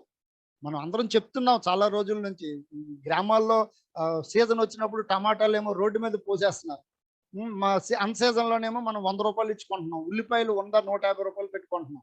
ఈ ఈ ఉన్న కాస్త గోడౌన్‌లు కూడా పోయితే అవేమీ లేదు. ఎక్కడికక్కడ ఒక కోల్డ్ స్టోరేజ్ ఇవి పెట్టమని చెప్పేసి ఎప్పటినుంచో డిమాండ్ ఉంది. అయేమీ లేవు. ఇవి కాకుండా సరే ఈ రైతు చట్టాలు ఇయన్నీ మళ్ళీ అదొక సెపరేట్ సబ్జెక్ట్ అవుతుంది. తర్వాత ఈ భూ నగదీకరణ కార్పొరేషన్ ఒకటి ఏర్పాటు చేస్తారట. అంటే ప్రభుత్వ రంగం సంస్థల దగ్గర ఉన్నటువంటి ల్యాండ్ బ్యాంక్ అంటారు దాన్ని. ఈ ఏపీఐఐసి ఆంధ్రప్రదేశ్ మన దగ్గరికి వచ్చేసరికి ఇండస్ట్రియల్ ఇన్ఫ్రాస్ట్రక్చర్ కార్పొరేషన్ వాటిలో ఉన్నటువంటి ఈ ల్యాండ్ పూలింగ్, ల్యాండ్ బ్యాంక్ అంతా కూడాను రియల్ ఎస్టేట్ అవసరాలకు ఇచ్చేస్తారు. ఇప్పుడు మా స్టీల్ ప్లాంట్ భూమిని కూడాను 9,000 ఎకరాలు, 7,000 ఎకరాలు స్టేట్ గవర్నమెంట్ తీసుకొని దాన్ని అమ్మేసి దాన్ని రియల్ ఎస్టేట్ చేసి వాళ్ళకి తెలియదు. జగన్మోహన్ రెడ్డి గారు కూడా అమాయకులు. 7 ఎకరాలు 7,000 ఎకరాలు మేము ఊరకే పక్కన పెట్టలా. మన పర్యావరణ సూత్ర గ్రీన్ ట్రిబ్యునల్ తాలూకా mandate 33% of the land should be kept for greenery. ఆ గ్రీనరీ అంతా తీసుకెళ్ళి ఈయన రియల్ ఎస్టేట్‌కి ఇచ్చి మా స్టీల్ ప్లాంట్ అప్పులు తీరుస్తామంటున్నారు. ఏం చేస్తాం, అలాంటి వాళ్ళు మనకి నాయకులుగా దొరికారు. ఇవన్నీ ఇంకా ఇక్కడ నుంచి పంచాయతీ స్థాయి దగ్గర నుంచి ప్రతిదీ నగదీకరణ, ప్రైవేటీకరణ పేరుతో అన్నీ అమ్మటం తప్పించి వాళ్ళకి ఇంకొక పరిపాలన అంటే కేవలం అమ్మటం అంతే. అంతకంటే ఇంక వేరే ఇది లేదు. ఈ నగదీకరణ తాలూకా పర్యవసానాలు ఎలా ఉంటాయంటే ఇవన్నీ ప్రైవేట్ వాళ్ళకి ఇచ్చిన తర్వాత ఫస్ట్ థింగ్ ఏంటంటే విపరీతంగా ధరలు పెరిగిపోతాయి. ప్రైవేట్ వాడు ఎవడు కూడా ప్రజలకి సేవ చేయాలనో, ప్రజల కోసం కలలుగన్న టాటాలు, బిర్లాలు, అంబానీలు వీళ్ళందరూ ఎవరు కూడా ప్రజల కోసం టాటా గారు నానో కార్ల కోసం కలలుగన్నారు. నానో కార్లు ఇప్పుడు ఎంత కాస్టో తెలుసు కదా. ₹1,00,000 కారు పేదవాడికి ఇవ్వాలని ఉదరగొట్టారు. టాటా గారు 5,000 కోట్ల రూపాయలు కరోనా టైంలో 5,000 కోట్ల రూపాయలు ఇస్తే ఏంటి చాలా దార్శనికుడు అని చెప్పి ఆ వాట్సాప్లో అంతా ఇవే వచ్చాయి. గొప్ప ఆయన పేరు మీద ఫోటోలు, పాటలు రకరకాలన్నీ వచ్చాయి. ఎంత ఏని కోసం వచ్చిందో నాకు అర్థం కాలేదు. ఏదో సంథింగ్ జరగబోతుందని నేను అనుకుంటూ ఉన్నాను. 2,000 కోట్ల రూపాయలకి మొత్తం నగదు, 2,000 కోట్ల రూపాయల నగదుకి మొత్తం భారతదేశంలో గవర్నమెంట్ విమానం అనేది లేకుండా చేసేసారు. సో ఈ రకంగా ఈ పెట్టుబడిదారులు, ప్రైవేట్ ఉద్యోగస్తులు, ప్రైవేట్ వ్యాపారస్తులు వీళ్ళందరికీ వస్తాయి. వీళ్ళు వచ్చిన తర్వాత ప్రైవేట్ వాళ్ళకు వచ్చిన తర్వాత ఉద్యోగాలకు గ్యారంటీ ఉండదు. ఇప్పుడు మొన్న మా మిట్టల్ కంపెనీ చూస్తే వాళ్ళది 10 మిలియన్ టన్నులు సంవత్సరానికి వాళ్ళ ప్రొడక్షన్ 10 మిలియన్ టన్నులు. మా steel plant production 7.2 million tons. 7.2 million టన్స్‌కి మేము 17,500 మంది ఎంప్లాయీస్ ఉంటే వాళ్ళకి 10,000 మిలియన్ టన్స్‌కి 10 మిలియన్ టన్స్‌కి ఎంతమంది ఎంప్లాయీస్ ఉండాలి? 7.2కి 17,000 మంది ఎంప్లాయీస్ ఉంటే 10,000 మిలియన్ టన్స్ కనీసం ఒక 20,000 మంది ఉండాలి. వాళ్ళ ఎంప్లాయీస్ ఎంత అంటే పర్మనెంట్ ఎంప్లాయీస్ మీరు నెట్‌లోకి వెళ్ళి కొట్టి చూడండి కేవలం 400 మంది. మొత్తం కాంట్రాక్ట్ అవుట్ సోర్సింగ్‌లోనే వాళ్ళు కథ నడిపిస్తున్నారు. ఇన్ని లక్షల కోట్ల టన్నుల మెటల్‌ని వాళ్ళు ఉత్పత్తి చేస్తున్నారు. సో రేపు ప్రైవేట్ వాళ్ళకెళ్తే ఇంతకంటే గొప్ప పరిస్థితి ఎక్కడ ఉండదు. మీరు ఎక్కడ టాటా, బిర్లా ఏ కంపెనీలు ఎవరు తీసుకోండి, ఎక్కడ కూడా మీకు కార్మికులు ఇప్పుడు ఆ కార్మికుల చట్టాలు కూడాను వీళ్ళు మార్చేయటం అనేది జరిగింది. ఎక్కడ కూడా కార్మిక చట్టాలు అనేవి కూడా మనకి ఏ స్టేట్‌కి ఆ స్టేట్ సెపరేట్‌గా ఉంటాయి. సో ఇవన్నీ కూడా మార్చేయటం, కొత్తగా వచ్చినటువంటి కార్మికుల ఈ కార్మిక రంగం అనేదే కాదు ఇక్కడ. ఇంకొక ముఖ్యమైన విషయం, public sector is not for కార్మికులు. నేనేదో ఆ పక్షపాతంతో నేను ఒక కార్మిక రంగంలో నేను పనిచేస్తున్నాను కాబట్టి కార్మికులతో నాకు ఎంతో కొంత ఇంటరాక్షన్ ఉంటుంది కాబట్టి నేను మాట్లాడటం అనేది కాదు. ఆ కార్మిక రంగం సంగతి పక్కన పెడితే అసలు మీకు పబ్లిక్ ఇది ప్రజల సొమ్మండి. ఇన్ని లక్షల, లక్షల, లక్షల కోట్ల రూపాయలు ప్రజల సొమ్ము. కోటి కోట్ల రూపాయలు విలువ చేసే ప్రజల సొమ్ముని తీసుకెళ్ళి ఎవడికో ప్రైవేటోళ్ళకి ఇచ్చేస్తామంటే, అది అమ్మేస్తామంటే అసలది మనకి ఏదో చిన్నప్పుడు కథ చదువుకునేవాళ్ళం కదా! బంగారు గుడ్డు పెట్టే బాతుంటది కదా! ఆ ఒకేసారి కడుపు కోస్తాడు వాడు. వాడికేముంటది ఒక గుడ్డు తప్పితే ఓ 2 గుడ్లు ఉంటాయి లోపల. మిగతాదంతా ఇంకా అది రోజుకో గుడ్డు పెట్టేది. అలా బంగారు గుడ్డు పెట్టే బాతుల్లాంటి పబ్లిక్ సెక్టర్‌ని తీసుకెళ్ళి ఒకేసారి కడుపు కోసేస్తాం. ఇవి చావడానికే పుట్టాయనంటే అంతకంటే దుర్మార్గం, దేశ ద్రోహం అదని చెప్పేసి నా ఉద్దేశం. తర్వాత ఇలాంటి విధానాలు అనుసరిస్తున్నప్పుడు ప్రజలు చూస్తూ ఊరుకోరు. పోరాటాల్లోకి వస్తారు. ఆల్రెడీ రైతులు పోరాటాలు చేస్తున్నారు. ఇవన్నీ మీకు తెలిసిందే. వీటి గురించి నేను ఎక్కువ చెప్పదలుచుకోలేదు. ఇక ఇంకొకటేంటంటే పబ్లిక్ రంగం పారిశ్రామిక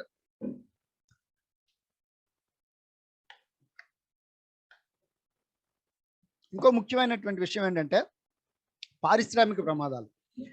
మీరు ఏ ఒక్క ఇండస్ట్రియల్ యాక్సిడెంట్ తీసుకోండి. కాస్తో కూస్తో జవాబుదారీతనం అనేది పబ్లిక్ రంగ సంస్థల్లోనే ఉంది. ప్రైవేటు రంగ సంస్థలు ఏవి కూడా జవాబుదారీతనం లేవు. దానికి కొల్లలుగా ఎగ్జాంపుల్స్ చెప్పొచ్చు. హెట్రోలో రోజుకి కనీసం చిన్నది ఒక ప్రమాదం జరుగుతుంది. ఒక నెలకు ఒక పెద్ద ప్రమాదం జరుగుతుంది. పెద్ద ప్రమాదం అంటే నా ఉద్దేశం ఫ్యాటల్ యాక్సిడెంట్స్, వ్యక్తులు చనిపోవటం అనేది. గౌరవనీయులైన మంత్రులు వచ్చి ఏమంటున్నారంటే కర్మాగారం అయిన తర్వాత యాక్సిడెంట్స్ జరగవా, యాక్సిడెంట్స్ అనేది జరిగిన తర్వాత మనుషులు చనిపోరని చెప్తున్నారు. పారిశ్రామిక ప్రమాదాల్లో మా మా విశాఖపట్నం దగ్గరికి వచ్చేసరికి పాలిమర్స్ ద బెస్ట్ ఎగ్జాంపుల్. సరిగ్గా సంవత్సరం అయినట్టుంది. సంవత్సరం దాటి ఒక నెల రోజులు అవుతుంది.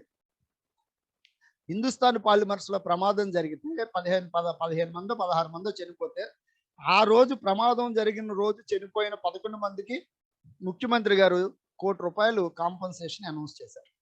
ఆ తర్వాత ఆ కేసు ఏమైంది, ఎవరిని అరెస్ట్ చేశారు, అసలు ఏమైందో, ఆ కేసు పెట్టారా లేదా ఏమీ తెలీదు. అందరూ మర్చిపోయారు. పత్రికలు మర్చిపోయి, ప్రజా సంఘాలు మర్చిపోయారు, మనబోటోళ్ళు మర్చిపోయాం, అంతా అయిపోయింది. సరే, భోపాల్ లాంటి సంఘటనలు అంటే మనం ప్రతి సంవత్సరం ఆ డిసెంబర్ 3వ తారీఖున వాళ్ళని స్మరించుకుంటున్నాం, మన కన్సెంట్ తెలియజేస్తున్నాం. అంతకు మించి అక్కడ చేసేది లేదు. ఇంతవరకు అరెస్ట్ లేదు. ఆయన కత్రోచి గారు చనిపోయారు కూడా. సో ఈ ముఖ్యంగా పారిశ్రామిక ప్రమాదాలకు సంబంధించి ఏంటంటే ఒక సంవత్సరం భద్రతా వారోత్సవాలు జరుపుతారు. మీరు హెల్మెట్లు పెట్టుకోండి, గ్లౌజులు పెట్టుకోండి, ఇవన్నీ కానీ హెల్మెట్లు గ్లౌజులు లేకపోవడం వల్ల జరిగిన యాక్సిడెంట్స్ చాలా చాలా చాలా తక్కువ. దాన్ని పీపీఎస్ అంటారు, అంటే పర్సనల్ ప్రొటెక్షన్ అప్లయన్సెస్ అంటారు. ఆ పర్సనల్ ప్రొటెక్షన్ అప్లయన్సెస్ వల్ల పారిశ్రామిక ప్రమాదాలు పెద్దగా జరగట్లేదు. మేజర్ ప్రాబ్లమ్స్ ఎక్కడ జరుగుతున్నాయంటే మేనేజరియల్ ఇన్ఎఫిషియన్సీ, నాణ్యమైనటువంటి ఇవి వాడకపోవడం, సరైనటువంటి సేఫ్టీ ప్రికాషన్స్ తీసుకోకపోవడం, ప్రెజర్స్ వాటి దగ్గర. అలాగే కొన్ని హజార్డస్ ఇవి ఉంటాయి. ఫార్మాసిటీ లాంటి దగ్గర కొన్ని హజార్డస్ గ్యాసెస్ ఉంటాయి. చాలా నిర్లక్ష్యంగా ఉంటారు. నాసిరకమైన వాల్వ్స్ వాడుతుంటారు, నాసిరకమైనటువంటి పరికరాలు వాడుతుంటారు. ఇవన్నీ కూడాను పారిశ్రామిక ప్రమాదాలకు కారణమైతే పబ్లిక్ రంగ సెక్టర్లోనే కాస్త కోస్త భద్రత అనేది ఉంటుంది కార్మికులకి. రేపు ఏదైనా జరగకూడదు జరిగినా సరే ఒక హానరబుల్ ఇది ఉంటుంది వాళ్ళకి. ఏదో కుటుంబాలకు ఉద్యోగాలు ఇవ్వటము, లేకపోతే కాంపన్సేషను, గురు పర్సనల్ యాక్సిడెంటల్ ఇన్సూరెన్స్, ఇలాంటి స్కీమ్స్ ఉంటాయి. ప్రైవేట్ రంగంలోకి వచ్చేసరికి అవన్నీ ఉండవు. ఇంకొక ముఖ్యమైనటువంటి విషయం ఏంటంటే, నా కళ్ళతో నేను చూశాను. నేను ఫ్యాక్ట్ ఫైండింగ్ కూడా వెళ్ళాము. అక్కడ హెట్రో దీంట్లో యాక్సిడెంట్ జరిగినప్పుడు వాళ్ళని దగ్గరలో ఉండే గాజువాకలోనో లేకపోతే దగ్గరలో ఉండే విశాఖపట్నం స్టీల్ ప్లాంట్లోనో కాకుండా సిటీలో ఉండే కేజీహెచ్కి తరలించారు. కొంతమందిని 7 హిల్స్కి తరలించారు. అది ఎందుకు అట్లా తరలించారు, మీరు పక్కనే ఉండే హాస్పిటల్కి వెళ్ళొచ్చు కదా అని అంటే, వాళ్ళు చెప్పింది ఏంటంటే వాళ్ళకి ఇన్సూరెన్స్ చేస్తారు. ఎంప్లాయీస్ జాయిన్ అవ్వగానే వాడికి ఇన్సూరెన్స్ చేస్తారు. నెలకు 100 150 ఆ ఇన్సూరెన్స్ డబ్బులు కూడా మళ్ళీ ఎంప్లాయీకి శాలరీలోనే కట్ చేస్తారంట. అది వేరే విషయం, పక్కన పెట్టండి. ఆ ఇన్సూరెన్స్కి కొన్ని నోటిఫైడ్ ఫర్మ్స్ ఉంటాయి, అంటే హాస్పిటల్స్ ఉంటాయి. వాడి దగ్గరికి వెళ్తేనే ఆ ఇన్సూరెన్స్ క్లెయిమ్ అవుతుంది. సపోజ్ ఒక వ్యక్తికి యాక్సిడెంట్ అయితే గాజువాకలో ఉండే ఒక హాస్పిటల్కి, కార్పొరేట్ హాస్పిటల్కి తీసుకెళ్తే ఆ ఇన్సూరెన్స్ కంపెనీ వాడు క్లెయిమ్ ఇవ్వడు. వాడు 7 హిల్స్కో లేకపోతే అపోలోకో తీసుకెళ్తేనే ఇస్తాడు. సో ఆల్ ది వే ఈ ట్రాఫిక్లో, ఈ అంబులెన్స్లో అంత దూరం తీసుకెళ్లే లోపల ఒకరిద్దరు చనిపోయే పరిస్థితులు కూడా ఉన్నాయి, లేదా సీరియస్ ప్రమాదకరమైనటువంటి పరిస్థితులు కూడా ఉన్నాయి. సో ఇవన్నీ కూడాను మీకు ఈ పారిశ్రామిక ప్రమాదాలు, దానికి సంబంధించిన భద్రత అనేది రేపు ప్రైవేట్ వాళ్ళకి చేతుల్లోకి వెళ్తే చాలా కోల్పోవాల్సి ఉంటుంది. అలాగే సరైనటువంటి భద్రతా పరికరాలు కూడా ఉండవు. ఫార్మాసిటీలో గట్టిగా ఏదైనా ఫైర్ యాక్సిడెంట్ అయిందంటే అటు హెచ్‌పీసీఎల్ నుంచి, స్టీల్ ప్లాంట్ నుంచి కానీ ఫైర్ ఇంజిన్స్ వెళ్ళాలి. అక్కడ ప్రాపర్ ఫైర్ సేఫ్టీ ఎక్విప్మెంట్ కూడా ఉండదు. కొన్ని రకాల ఆయిల్స్, కెమికల్స్ ఇదైపోయినప్పుడు కొన్ని స్పెషల్ ఫాగింగ్ లాంటివి, కొన్ని స్పెషల్ కెమికల్స్‌తో వాడినటువంటి ఫైర్ ఇంజిన్స్ ఉండాలి. ఆ ఫైర్ ఇంజిన్స్ లాంటివి అక్కడ లేవు. సో, ఈ పారిశ్రామిక ప్రమాదాలు అనేది ఒకటి. తర్వాత ఏంటంటే వీళ్ళ సంపద ఎట్లా పెరుగుతుందో కూడా చూడండి. అనూహ్యంగా పెరిగిపోతుందని మనకు బాధ కాదు. దాని నష్టాలు ఏంటనేది ఒకసారి నేను చెప్తాను చూడండి. ఇది అదానీ గారి షేర్ల కంపెనీ గత 5 సంవత్సరాల్లో ఎట్లా పెరిగింది చూడండి. ఇక్కడ కొన్ని 10-15 రూపాయలు ఉన్న షేరు, ఇది అదానీ ట్రాన్స్మిషన్ కంపెనీలో 10-15 రూపాయలు ఉండేది షేర్. స్టార్టింగ్ చూడండి. ఇక్కడ 10-15 రూపాయలు ఉన్న షేరు ఈ ప్రెజెంట్ దీనికి వెళ్ళేసరికి సుమారుగా 1700 రూపాయలకి, అదే 1696 రూపాయలు 95 పైసలు, అంటే సుమారు 1700 రూపాయలకి 5 సంవత్సరాల్లో పెరిగింది. ఏ బ్యాంకులో ఎఫ్డీలు వేసినా సరే మనకి ఇంత గ్రోత్ రాదండి. ఏ బ్యాంకులో ఎఫ్డీ వేసినా రాదు నాకు తెలుసు. అంటే 5 సంవత్సరాల్లో 10 రూపాయలని 1700 రూపాయలు చేసే బ్యాంక్ ఏదో ఉందో చెప్పండి. ఇంకొక సీక్రెట్ కూడా ఉంది, అన్ని చూపించిన తర్వాత చెప్తాను. తర్వాత ఇది కూడా అదానీ గ్రీన్ ఎనర్జీ, 10 రూపాయల నుంచి మొదలైన షేరు ఈవేళ 1187 రూపాయలు. ఇది కూడా అంతే, 200 రూపాయలతో మొదలైంది, మధ్యలో కొంత డౌన్ అయింది. Adani ports and SEZ limited 760 రూపాయలకి వెళ్ళింది. బహుశా ఈ రైతులు వీళ్ళందరూ ఈ ఆందోళన చేయకపోతే అది ఇంకా ఎంతో పెరిగి ఉండేది. ఈ రైతుల ఆందోళన వల్ల అవన్నీ ఆగాయి. తర్వాత టాటా పవర్ కూడా 10 రూపాయలతో స్టార్ట్ అయినటువంటి షేర్ వాల్యూ ఈరోజు 223 రూపాయలు. Oil and natural gas corporation, ONGC, అంటే ఇక్కడ వరకు నేను 5 సంవత్సరాల్లో భారీగా పెరిగిన షేర్స్ అదానీ, అంబానీ కంపెనీలు. బహుశా లాస్ట్ ఇయర్ అనుకుంటాను, రోజుకి దానికి ఎన్ని కోట్లు అని చూసాం మనం. రోజుకి 1000 కోట్ల, రోజుకి 1000 కోట్లు పెరిగింది సంపద.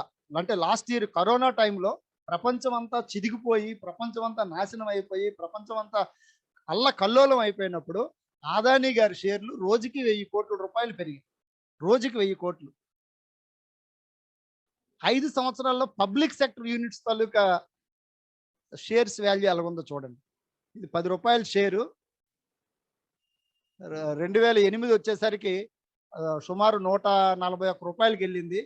అది ఇప్పుడు 159 రూపాయల 95 పైసలు. ONGC, Oil and natural gas company share. Government షేర్లు పెరగట్ల, ప్రైవేట్ వ్యక్తుల తాలూకు షేర్లు మాత్రం విపరీతంగా పెరగట్లేదు కాబట్టి అమ్మేస్తాం అంటున్నాం. ఎందుకు పెరగట్లేదు అనేది అనలైజ్ చేయాలి కదా, చెప్తాను ఎందుకు పెరగట్లేదు.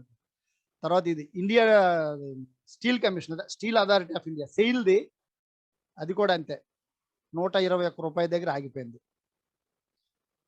భారత్ పెట్రోలియం, ఈ ఆయిల్ కంపెనీ కాబట్టి వీళ్ళది కూడా 459 రూపాయలు. బట్ ఇక్కడ స్టార్టింగే అంత ఉండేది, 450 రూపాయలు, 440 రూపాయలు ఉండేది.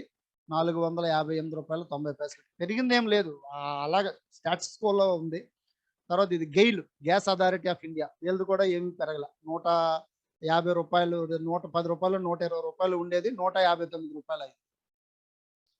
సో ఇక్కడ ఇంకొక విషయం ఏంటంటే, ఈ షేర్లు వీటికి సంబంధించి దాదాపుగా మీటింగ్ మరి ఎంతమంది వింటున్నారో తెలియదు కానీ అందరూ మ్యాక్సిమం అందరం ట్యాక్స్ పెయిడ్ ఎంప్లాయీస్ అని అనుకుంటున్నాను నేను. చాలా మంది మ్యాక్సిమం మనం ఈ ట్యాక్స్ పెయిడ్ ఎంప్లాయీస్ అందరం కూడా, మనం సపోజ్ 1,00,000 రూపాయలు ఎక్కడ మనం ఎఫ్డీ చేసామంటే ఆ 1,00,000 రూపాయలకి మనకు వచ్చే వడ్డీ సంవత్సరం అంతా కలిస్తే 4,000-5,000 రూపాయలు వడ్డీ వస్తుంది. ఈ వడ్డీ మీరు ఏ బ్యాంక్, ఇప్పుడు కొత్తగా వచ్చిన సాఫ్ట్వేర్ పరిణామాల వల్ల ఏంటంటే, మీరు ఏ బ్యాంకులో, సపోజ్ నాకు స్టేట్ బ్యాంక్ ఆఫ్ హైదరాబాద్లో నాకు అకౌంట్ ఉంది, నాకు ఇంకొక అకౌంట్ ఏదో ఐసిఐసిఐ బ్యాంక్లో ఉంది. సో ఐసిఐసిఐ బ్యాంక్లో నేను 1,00,000 రూపాయలు నా భవిష్యత్ అవసరాల కోసం నేను దాచుకున్నాను. ఈ 1,00,000 రూపాయలకి ఒక 5,000 రూపాయలు వడ్డీ పడింది అనుకోండి. ఈ 500 రూపాయల వడ్డీని నా టోటల్ ఇన్కమ్లో ఆటోమేటిక్గా సిస్టమ్ జనరేటెడ్ ఆటోమేటిక్గా వచ్చేస్తుంది నా ఇన్కమ్ ట్యాక్స్. దీంట్లో ఈ 500 రూపాయలకి నా దగ్గర ఇన్కమ్ ట్యాక్స్ కట్ చేస్తాను. నిజానికి నేను ఆ డబ్బులు ఎఫ్డీ నేను డబ్బులు తీసుకోను, అవి బ్యాంక్లోనే ఉంటాయి. ఐసిఐసిఐ బ్యాంక్లోనో, ఎస్బీఐలోనో, ఇంకో దాంట్లోనే ఉంటాయి. కానీ I have to pay the income tax. అలాగే ఒక ఆర్డి, ఒక థ్రిఫ్ట్ సొసైటీ, ఒక కోఆపరేటివ్ దీంట్లో పెట్టుకున్న ఆర్డీలు అన్నిటి మీద వడ్డీ మీద కంపల్సరీగా బ్యాంక్ వాళ్ళు ఇంట్రెస్ట్లు ఐ మీన్ ఇన్కమ్ ట్యాక్స్ వాళ్ళే కట్ చేస్తారు. టీడీఎస్ అంటారు, ట్యాక్స్ డిడక్టెడ్ ఎట్ సోర్స్గా వాళ్ళు అక్కడే కట్ చేసేస్తారు. అయితే ఇక్కడ గమ్మత్ ఏంటంటే ఈ ఈ షేర్ హోల్డర్స్ ఎవరు కూడా, అంటే ఈ 10 రూపాయల షేరు ఈ సంవత్సరంలోనో 2 సంవత్సరాల్లోనో వేలల్లో పెరిగినటువంటి షేర్లకి వీళ్ళెవరు కూడా ఇన్కమ్ ట్యాక్స్ కట్టక్కర్లేదు. అందుకే భారతదేశ ఆర్థిక వ్యవస్థ డెవలప్ అవ్వడం లేదు. వీళ్ళెవరు కూడా ఇన్కమ్ ట్యాక్స్ కట్టక్కర్లేదు. వీళ్ళు ఎప్పుడు కట్టాలి ఇన్కమ్ ట్యాక్స్? వాళ్ళు షేర్లు అమ్మితే కట్టాలి. అమ్ముకోవాల్సిన అవసరం ఆడికంటే ఇదేమైనా దేశ ప్రభుత్వమా, కేంద్ర ప్రభుత్వమా, బీజేపీ ప్రభుత్వమా అమ్ముకోవడానికి? వాళ్ళు అమ్ముకోరు కాబట్టి వాళ్ళు ఇన్కమ్ ట్యాక్స్ కట్టక్కర్లే. సో ఈ రకంగా వాళ్ళు ఎగ్గొట్టినటువంటి ఇన్కమ్ ట్యాక్స్ ఎన్ని లక్షల కోట్లు ఉంటుందో ఆలోచించండి. 6 లక్షల కోట్ల రూపాయల కోసం నువ్వు 100 పబ్లిక్ సెక్టర్లు అమ్మేస్తావా? ఎన్ని లక్షల కోట్ల వాళ్ళ దగ్గర ఇన్కమ్ ట్యాక్స్ నువ్వు కలెక్ట్ చేయాలి? నీకు ఆ దమ్ము లేదు. కొంచెం ఆవేశం వస్తుంది, క్షమించండి. ఇకపోతే మా విశాఖ ఉక్కు కర్మాగారం దగ్గరికి వచ్చేసరికి, విశాఖ ఉక్కు అనేది జస్ట్ లైక్ మిగతా పబ్లిక్ రంగ సంస్థలు ఏంటంటే, మిగతా ఈ విశాఖపట్నం ఉక్కు కర్మాగారంతో కలిస్తే మనకి 5 పబ్లిక్ సెక్టర్లో ఉన్నటువంటి 5 ఉక్కు కర్మాగారాలు ఉన్నాయి. ఇంటిగ్రేటెడ్ స్టీల్ ప్లాంట్స్ అంటారు. అంటే సెల్ఫ్ జనరేటెడ్ స్టీల్ ప్లాంట్. అంటే మాకు కావాల్సిన పవర్, ఒక రా మెటీరియల్ తప్పించి మాకు కావాల్సినటువంటి అన్ని కూడా మేమే తయారు చేసుకుంటాం. మా దగ్గరే ఉంటుంది పవర్ మేమే తయారు చేసుకుంటాం. ఎనర్జీ కన్జర్వేషన్స్, ఎనర్జీ యూటిలైజేషన్ ఇవన్నీ కూడా చేసుకొని చేసి, అంటే అన్ని వసతులతో కలిసి ఉన్నదాన్ని ఇంటిగ్రేటెడ్ స్టీల్ ప్లాంట్స్ అంటారు. సో ఈ రకమైనటువంటి ఇంటిగ్రేటెడ్ స్టీల్ ప్లాంట్స్ 3 ఉండేవి. మనకి 3వ పంచవర్ష ప్రణాళిక, 4వ పంచవర్ష ప్రణాళికలో ఇంకొక 2 స్టీల్ ప్లాంట్లు పెడదామని భారత ప్రభుత్వం నిర్ణయించింది. నిర్ణయించిన క్రమంలో ఒక స్టీల్ ప్లాంట్ బొకారోలో పెడదామని అప్పటికే నిర్ణయించుకున్నారు. సరే, బొకారోలో స్టీల్ ప్లాంట్ అనౌన్స్ చేశారు. ఇంకొక స్టీల్ ప్లాంట్ దక్షిణ భారతదేశంలో పెడదాం అనుకున్నారు. దానికోసం అని చెప్పి 1960 ఒక ఇండో అమెరికన్ కన్సార్టియం అని చెప్పి ఒక కమిటీని వేశారు, ఒక ఏజెన్సీకి ఇచ్చారు. సో వాళ్ళు 1965లో ఒక నివేదిక ఇచ్చింది. 5వ స్టీల్ ప్లాంట్ కనుక మీరు పెట్టాలనుకుంటే విశాఖపట్నంలో పెట్టండి. చాలా అనుకూలమైనటువంటి ప్రాంతం. ఇక్కడ మీకు మంచి సముద్ర మార్గం ఉంది. సముద్ర మార్గం ఉండటం వల్ల మీకు సుమారుగా అప్పట్లో ఇచ్చేసింది రోజుకి 165 కోట్ల రూపాయలు ఎంతో బెనిఫిట్ చూపించింది వాళ్ళ బ్యాలెన్స్ షీట్లో. సో ఇంత అమౌంట్ మీకు సేవ్ అవుతుంది. సో మీరు ఈ విశాఖపట్నంలో కనుక పెట్టుకుంటే అని చెప్పేసి వాళ్ళు ఆ నివేదిక ఇవ్వటం. సో మన తెలుగు రాష్ట్రాల ప్రజలు, అప్పుడు విడిపోలేదు కాబట్టి తెలుగు రాష్ట్రాల ప్రజల్లో ఒక ఆశలు చిగురించి, అప్పటి వరకు మనకి ఎక్కడ ఒక ఇండస్ట్రీ లేదు, సరైన ఇండస్ట్రీ లేదు. సో ఇలాంటి స్టీల్ ప్లాంట్ లాంటిది వస్తే కొన్ని ఉద్యోగాలు వస్తాయి, కొంత సౌకర్యవంతమైనటువంటి గౌరవప్రదమైనటువంటి జీవితం లభిస్తుంది. అప్పటి వరకు బాగా వెనకబడినటువంటి ప్రాంతం మన పర్టికులర్గా ఉత్తరాంధ్ర ప్రాంతం. ఆంధ్రప్రదేశ్ రాష్ట్రము వెనకబడింది, ఉత్తరాంధ్ర ప్రాంతం ఇంకా వెనకబడిన ప్రాంతం కాబట్టి, ఎకనామికల్లీ సోషల్లీ వెనకబడిన ప్రాంతం కాబట్టి కాస్త మెరుగైన జీవితం లభిస్తుందని చెప్పేసి ఆశపడ్డారు. ఆశపడిన క్రమంలో జస్ట్ లైక్ దట్ ప్రభుత్వాలు ఇక్కడ పెట్టేయడానికి మొగ్గు చూపకుండా కాసేపు సేలంలో పెడతారని చెప్పి తమిళనాడు వాళ్ళు ఆల్రెడీ అనౌన్స్ చేసేస్తున్నారు సేలంలో స్టీల్ ప్లాంట్ వస్తుందని చెప్పి. సో అప్పుడు మనకి కొంత ఘర్షణ జరిగింది. అదే టైంలో ఇక్కడ ఒక పొలిటికల్ వార్ కూడా ఉండేది నీలం సంజీవ్ రెడ్డి గారికి, కాసు బ్రహ్మానంద రెడ్డి గారికి మధ్యలో. సో అది కూడా కొంత కారణం అని చెప్తుంటారు. సో ఈ రకంగా ఏంటంటే 1966లో ఈ స్టీల్ ప్లాంట్ ఇక్కడ పెట్టాలనేటువంటి ఒక ఉద్యమం అనేది లేచింది. ఆ ఉద్యమంలో, ఆకాంక్షలో, ఆ ప్రజల తాలూకా దీంట్లో ఒక న్యాచురల్గా, ఒక సహజంగా వచ్చినటువంటి నినాదమే విశాఖ ఉక్కు ఆంధ్రుల హక్కు అనేటువంటి నినాదంతో ఈ ఉద్యమం లేచింది. 1966లో నిరాహార దీక్షలు మొదలుపెట్టారు. నిరాహార దీక్షలు మొదలుపెట్టిన తర్వాత 1966 నవంబర్లో, అంటే అక్టోబర్లోనే 22వ తారీఖున రైల్ రోకో చేద్దామని అనుకున్నారు. రైల్ రోకో చేస్తున్న క్రమంలో ఒక కుర్రగాడి ప్రాణం పోయింది. ఆ తర్వాత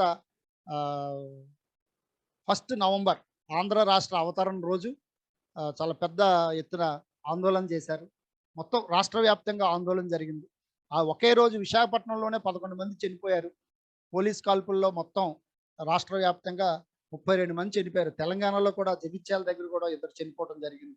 గుంటూరులో 5, విజయవాడలో 5, విజయనగరంలో 2, శ్రీకాకుళంలో 1, ఇలా మొత్తం 32 మంది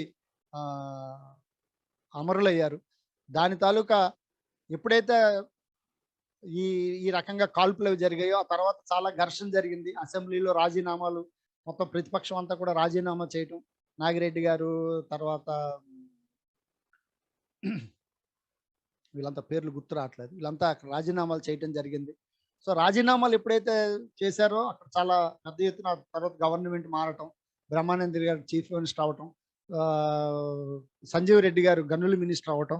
ఈ రకంగా అక్కడ ఒక ఘర్షణ వాతావరణం జరిగిన తర్వాత తప్పనిసరి పరిస్థితులు అప్పుడు ఇందిరాగాంధీ గారు అధికారంలోకి రావటం. తప్పనిసరి పరిస్థితుల్లో ఇందిరాగాంధీ గారు 1970 ఏప్రిల్ 15న విశాఖపట్నం స్టీల్ ప్లాంట్ ఏర్పాటు చేయాలని ప్రకటన చేశారు. ఈ ప్రకటన చేసిన తర్వాత కురుపాం జమీందారు గారు 6,000 ఎకరాలు విరాళంగా ఇచ్చారు. తర్వాత అప్పటికే ఒక 5,000 ఎకరాల ప్రభుత్వ భూమి ఉంది. సో, మిగతా 20,000 ఎకరాలు కూడాను 68 గ్రామాల ప్రజల్ని ఖాళీ చేయించి, రీబిటేట్ చేయించి, నిర్వాసితులుగా చేసి, వాళ్ళకి ఆల్టర్‌నేటివ్ కొంత డబ్బులు, కొంత స్థలాలు వేరే చోట ఇచ్చి మొత్తానికి 20,000 ఎకరాలు సేకరించడం జరిగింది. టోటల్‌గా సుమారుగా 31,000 ఎకరాల భూమిని స్టీల్ ప్లాంట్ అవసరాల కోసం సేకరించడం జరిగింది. ఇదంతా కూడా అయిన తర్వాత 1970 జనవరి 20వ తేదీనొచ్చి ఇందిరాగాంధీ గారు శంకుస్థాపన చేసిన తర్వాత విశాఖపట్నంలో స్టీల్ ప్లాంట్ వస్తుందని అనుకున్నారు. అయితే అది అంచనా వ్యయం సుమారు 3,000 కోట్ల రూపాయల 3,897 కోట్ల రూపాయలతో అంచనా వ్యయం. ఎంఎన్ దస్తూరి అండ్ కంపెనీ వాళ్ళకి దీని మీద ఒక డీటెయిల్డ్ ప్రాజెక్ట్ రిపోర్ట్ డిపిఆర్ తయారు చేయమని బాధ్యత అప్పచెప్పారు.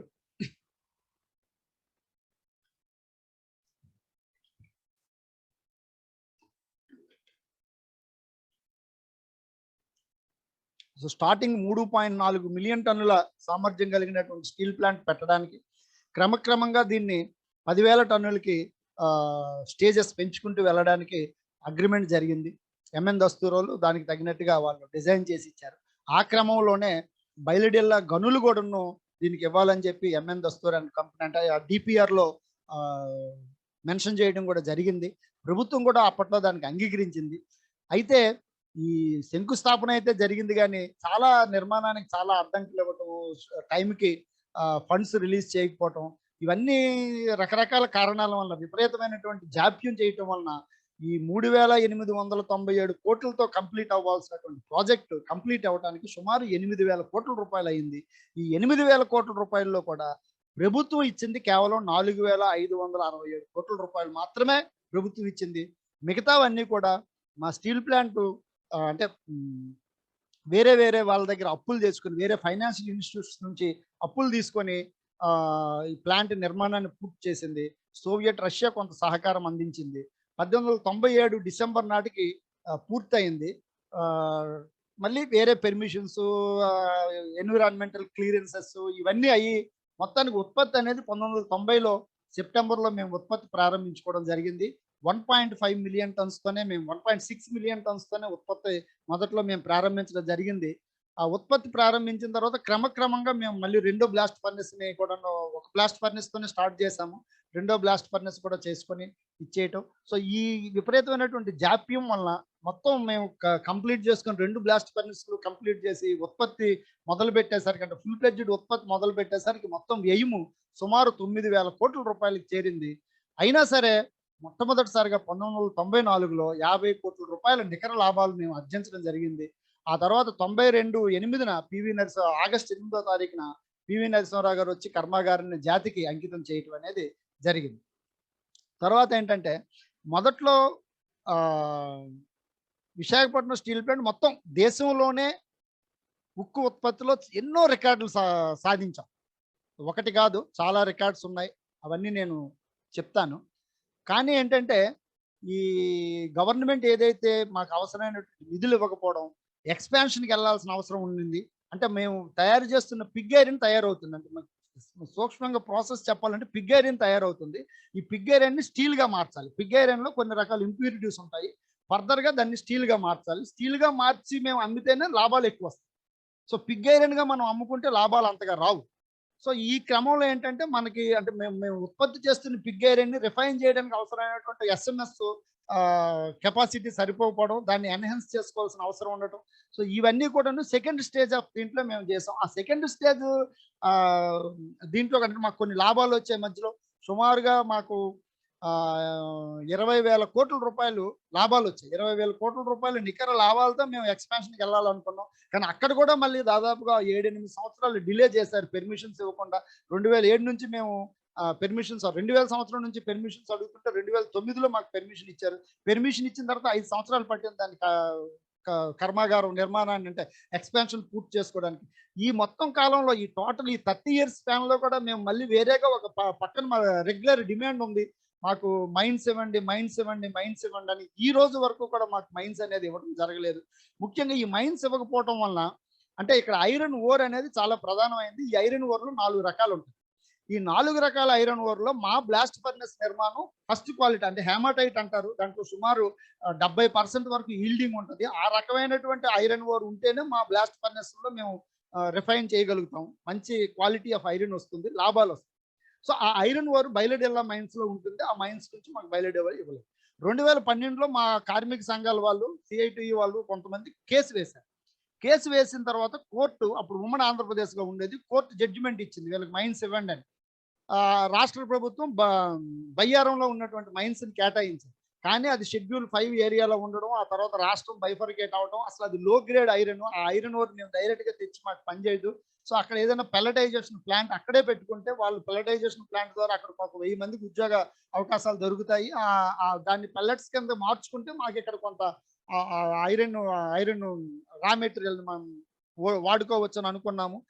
సరే మధ్యలో స్టేట్ బైఫర్కేషన్ ఇతరత్ర కారణాల వలన అది కూడా వర్కౌట్ అవ్వలేదు.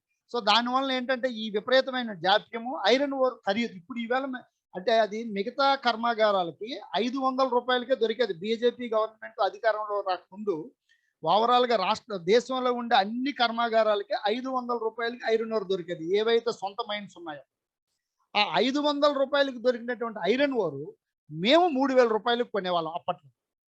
బీజేపీ గవర్నమెంట్ వచ్చిన తర్వాత ఈ 500 రూపాయలకు దొరుకుతున్న ఐరన్ ఓరు మిగతా కంపెనీలన్నీ 1,400 రూపాయలకు కొంటుంటే మా స్టీల్ ప్లాంట్ వచ్చేసరికి ఇప్పుడు ఐరన్ ఓర్ని మేము 9,000 రూపాయలకు కొంటున్నాం. అంటే 3,000 రూపాయలు ఎక్కడ, 9,000 రూపాయలు ఎక్కడ.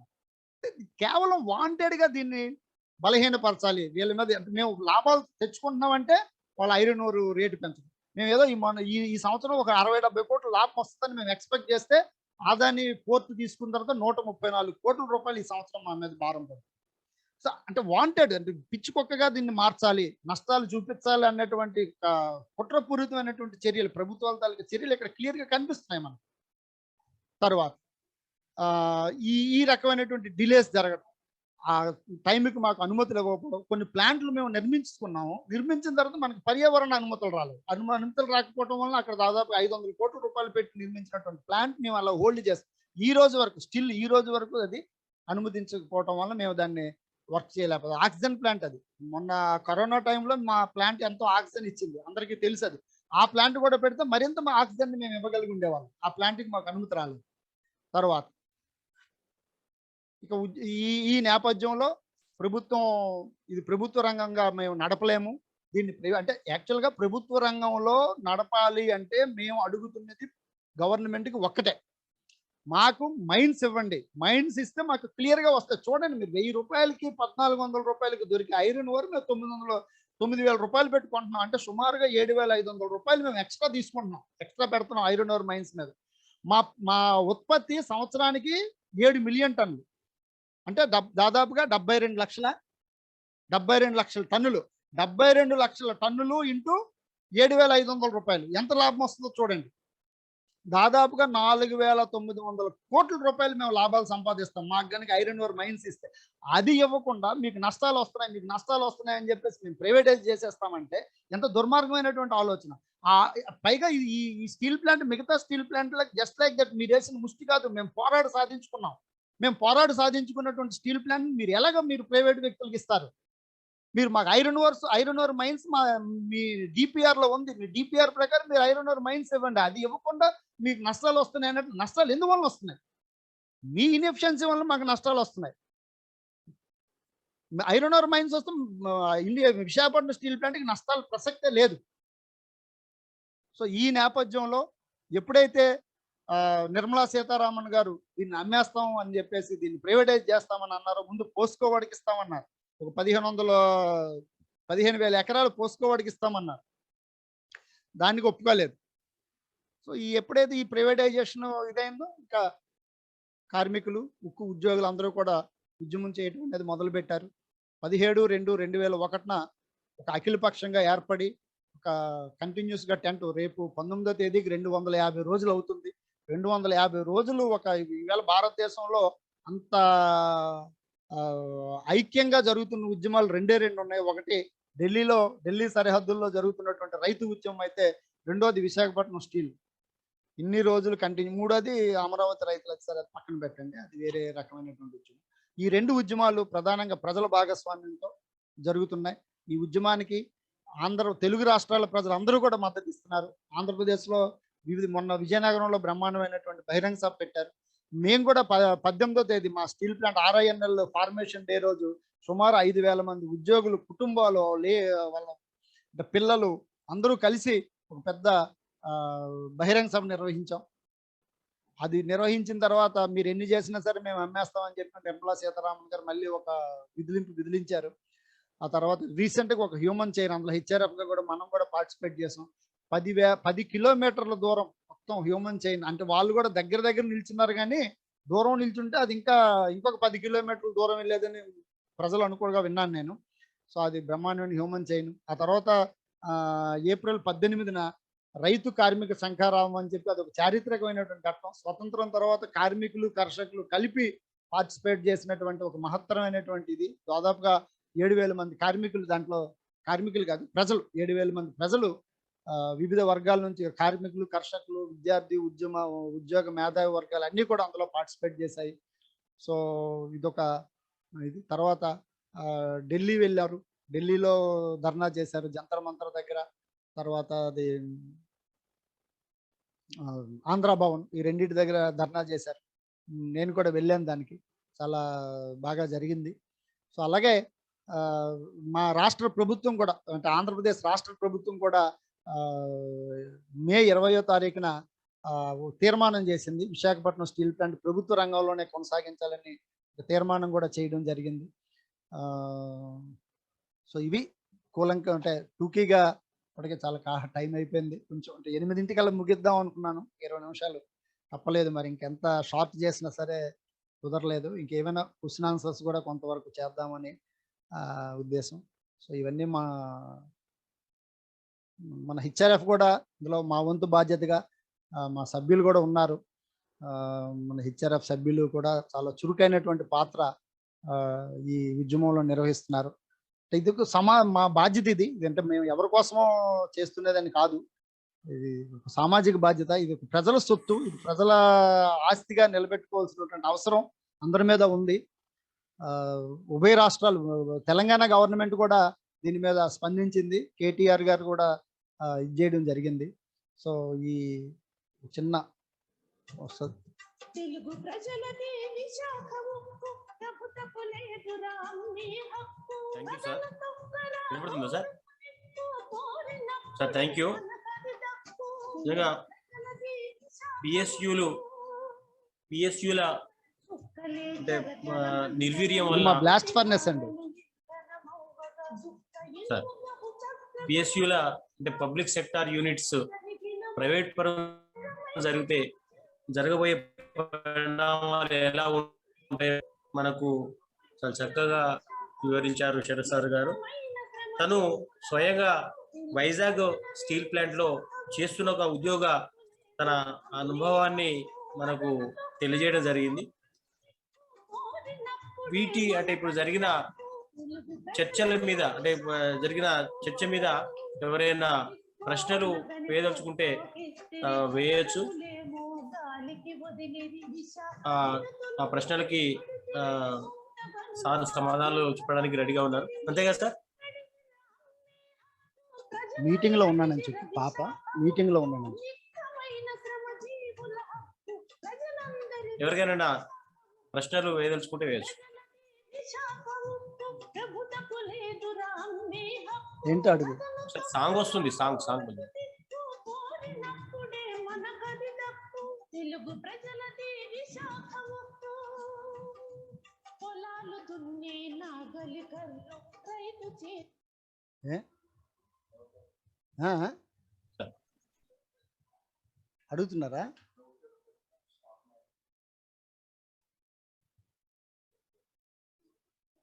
సరైన ప్రశ్నలు వేయదలుచుకుంటే వేయొచ్చు, ప్రశ్నలు అడగాలనుకున్న వాళ్ళు అడగవచ్చు. శరత్ గారు సమాధానం చెప్పడానికి రెడీగా ఉన్నారు. ఏమంటుంది పాపం?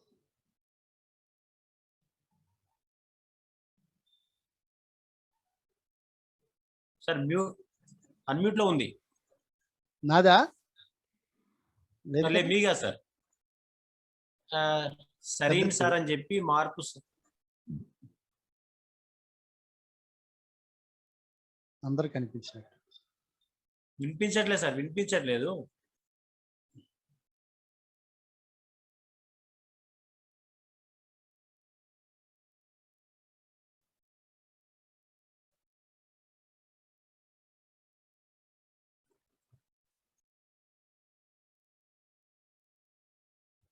సార్ సార్ జీవన్ సార్ మీరు కూడా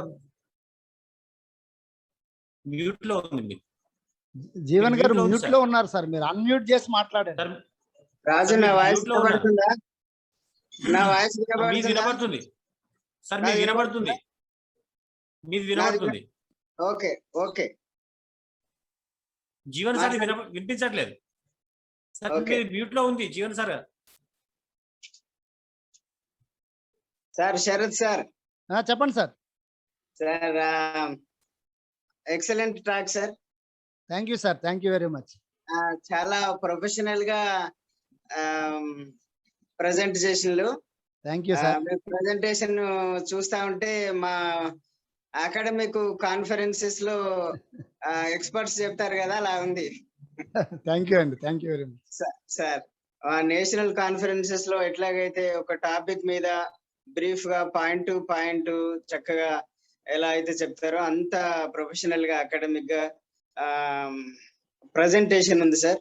అట్లాగే కాన్సెప్ట్ కి సంబంధించి చాలా అద్భుతంగా మీరు అంటే ఒక పిక్చర్ వచ్చేటట్టుగా చేసిండ్రు. వాస్తవానికి మాకు కూడా అఫెసర్డ్ గా ఉండేది, కానీ ఒక పబ్లిక్ సెక్టర్ రంగాన్ని అర్థం చేసుకోవడానికి ఎక్కడి నుంచి మొదలు పెట్టాలో మీరు ప్రారంభించి దాంట్లో ఉన్నటువంటి సంస్థలు, వాటి ఎదుగుదల, పరిణామము నిజంగా చాలా అద్భుతమైన టాక్ సార్. అంటే నాకు కూడా పర్సనల్ గా చాలా ఎన్లైటన్ గా అనిపించింది. మంచి టాక్ సార్, చాలా సంతోషం. క్వాలిటీ టాక్ మీకు తప్పకుండా మేము అందరం కృతజ్ఞతలు తెలియజేయాలి. మంచి టాక్ ఇచ్చి మన వెబినార్స్ యొక్క స్థాయిని పెంచినందుకు థ్యాంక్స్ ఎలా. డౌట్స్ ఏమైనా ఉంటే అడగండి సార్. జీవన్ సార్, మీరు ఏదో మాట్లాడుతున్నారు, మీరు అన్మ్యూట్ చేసి మాట్లాడితే మాకు వినిపిస్తుంది సార్. రాజేష్, జీవన్ గారిని అన్మ్యూట్ చేయరు. రాజేష్ జీవన్ గారిని అన్మ్యూట్ చేయి, ఆయన అవ్వట్లేదంట సార్. అయితే నేను చేస్తా సార్, నేను చేస్తాను. చేయండి. అది రాజేష్ వెళ్ళిపోయిండు నాకు ఇచ్చి, అందువల్ల. దినేష్. అయితే సార్ ఇప్పుడు నాకు ఒక డౌట్. చెప్పండి సార్. ఇప్పుడు ఇలా జరుగుతుంది కదా, మళ్ళీ ప్రైవేటైజేషన్ జరుగుతుంది అంటే మనకు ఆల్మోస్ట్ ప్రీ ఇండిపెండెన్స్ స్టేట్ కి వెళ్ళిపోతున్నాము. అంతే సార్. అయితే మళ్ళీ దీని కాన్సిక్వెన్సెస్ ఎలా ఉండబోతున్నాయి? సరే, మనకు ఇప్పుడు రిజర్వేషన్స్ ఉండదు, ఉద్యోగ భద్రత ఉండదు, జాతీయ సంపద అనేది లేకుండా పోతుంది. ఇక సరే, అంతకుముందు ఎలా ఉండదో కొన్ని కంపెనీల ఎస్టాబ్లిష్మెంట్, కంపెనీలదే రాజ్యము, కంపెనీలు పెట్టుకున్నటువంటి వాళ్ళ మనుషులే ప్రభుత్వంలో ఉండి వాళ్ళు నడిపిస్తారు. అలా జరుగుతూ ఉంటది. ప్రజలకు ఎటువంటి రక్షణ ఉండదు, హామీ.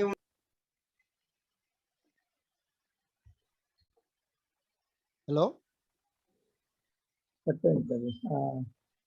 సార్, అది ఇంచుమించుగా అంతే సార్. మళ్ళీ తిరిగి అంటే ఈస్ట్ ఇండియా, నేను అందుకే స్టార్టింగ్ లో బాలగోపాల్ గారు ఇది చెప్పాను. మళ్ళీ మనం ఈస్ట్ ఇండియా కంపెనీ బదులు ఇప్పుడు ఆదాని కంపెనీ, అద్వానీ కంపెనీ, ఇంకేదో అధ్వానం కంపెనీలకు వ్యతిరేకంగా మనం మళ్ళీ పోరాడాల్సి ఉంటది. మా తరమా, మీ తరమా, మన తర్వాత తరం అనేది చెప్పలేను, కానీ ఆ పరిస్థితికి అయితే ఎంతో దూరంలో అయితే లేము సార్ ఇప్పుడున్న పరిస్థితి.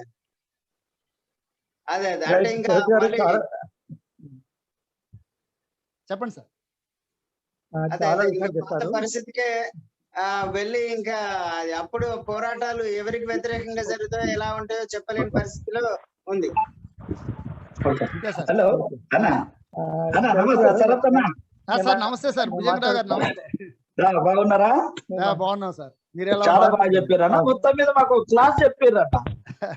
ఇవాళ భారతదేశంలో ఉన్నటువంటి పారిశ్రామికుల యొక్క ఉద్దేశాలు, పాలకుల యొక్క ఉద్దేశాలు, అవును సార్, దాంతో పాటు సామాన్యుని యొక్క జీవన విధానం కానీ ఎలా ఉంటుందని చెప్పడం చాలా బ్రహ్మాండంగా ఉందన్న.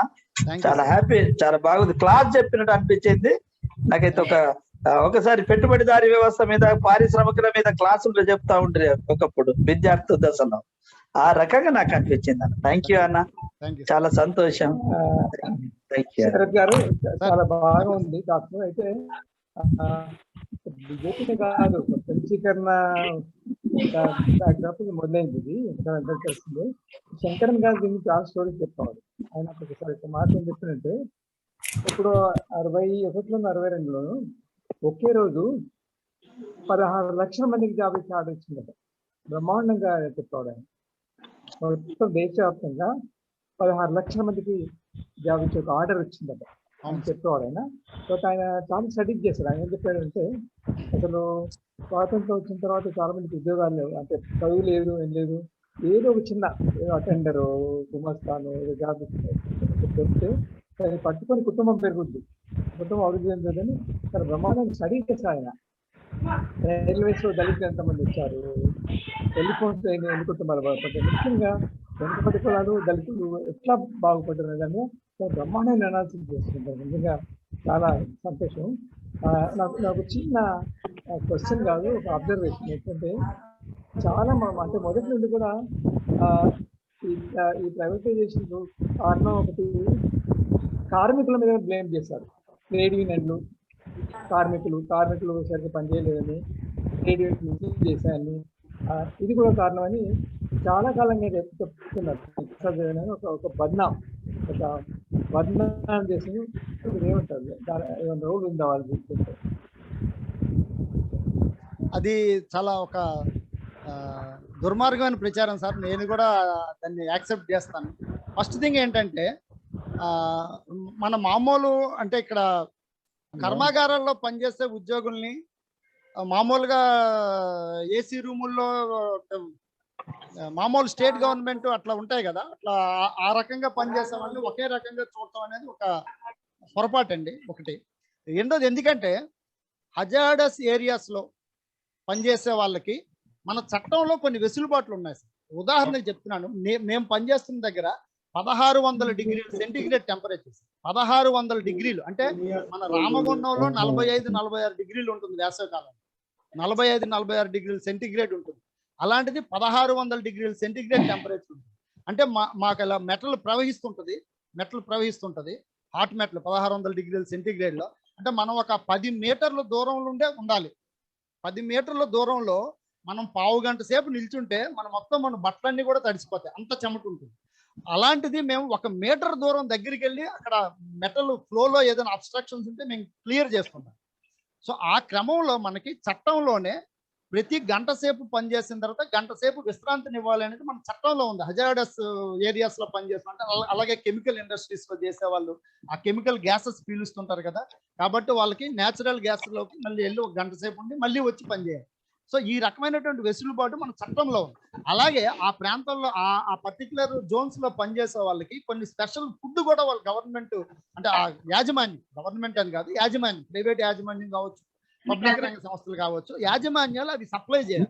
సో ఇవన్నీ అవాయిడ్ చేయడానికి మీరు 2 గంటలు పనిచేసి 2 గంటలు వెళ్ళిపోండి అంటే ఈ ప్రొవిజన్స్ అన్ని ప్రొవైడ్ చేయటాక వాటిని ఎగ్గొట్టడానికి ఈ రకమైనటువంటివి ఉంటాయి. సో ఇక్కడ ఏంటంటే మాకు 4 గంటలు పనిచేస్తే 4 గంటలు ఖాళీగా ఉంటారు. సో ఈ 4 గంటలు ఖాళీగా ఉన్న దాన్ని హైలైట్ చేసి చూపించి వీళ్ళందరూ పనులు చేయటం లేదనేది ఒక దుర్మార్గమైనటువంటి ప్రచారం. మీకు ఒక్క విషయం చెప్తున్నాను, ఈవేళ స్టీల్ ప్లాంట్ జస్ట్ ఒక వారం 10 రోజుల కిందట మేము 50 మిలియన్ టన్నులు, మా విశాఖపట్నం బ్లాస్ట్ ఫర్నెస్ ఫస్ట్ పెట్టినటువంటి బ్లాస్ట్ ఫర్నెస్ లో 50 మిలియన్ టన్నులు ఉత్సవం చేసుకున్నాం. టర్న్ ఓవర్ 50 మిలియన్ టన్నులు అంటే సుమారు 5 కోట్ల టన్నుల హాట్ మెటల్ తీసాం ఒక్క బ్లాస్ట్ ఫర్నెస్. ఇంతవరకు ఎక్కడ భారతదేశంలో ఏ బ్లాస్ట్ ఫర్నెస్ నుంచి కూడా కంటిన్యూస్ గా దాని తాలూకా స్ట్రక్చర్ మార్చకుండా దాని తాలూకా లైనింగ్ మార్చుకుంటే షెల్ మార్చుకుంటే ఎక్కడా తీయలేదు. ఒక్క విశాఖపట్నం స్టీల్ ప్లాంట్కి ఆ చరిత్ర. అలాగే విశాఖపట్నం స్టీల్ ప్లాంట్కి వచ్చిన అవార్డులు, రివార్డులు ఇవి ఎక్కడ కూడా ఏ ప్లాంట్ కూడా రాలేదు. సో ఇదంతా కూడాను కార్మికులు జస్ట్ లైక్ దట్ పని చేయకుండా ఇళ్ళకి వెళ్ళిపోతే ఎక్కడ రాదు. అది ఒక దుర్మార్గమైన ప్రచారం. ఆ ప్రచారం చేయాలని చాలా ప్రయత్నం చేసింది మొదట్లో.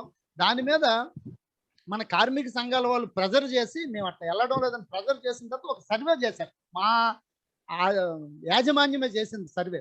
ఆ సర్వే చేసిన తర్వాత ఇంటికి పెర్మిషన్ అంటే పని మధ్యలో ఇంటికి వెళ్తున్న వాళ్ళ సంఖ్య 200 అండి. సగటున రోజుకి 200 మంది వెళ్తారు. మా లేబర్ సంఖ్య 17,500. 17,500లో 2 మంది అంటే ఇట్స్ లెస్ దాన్ 2-3%.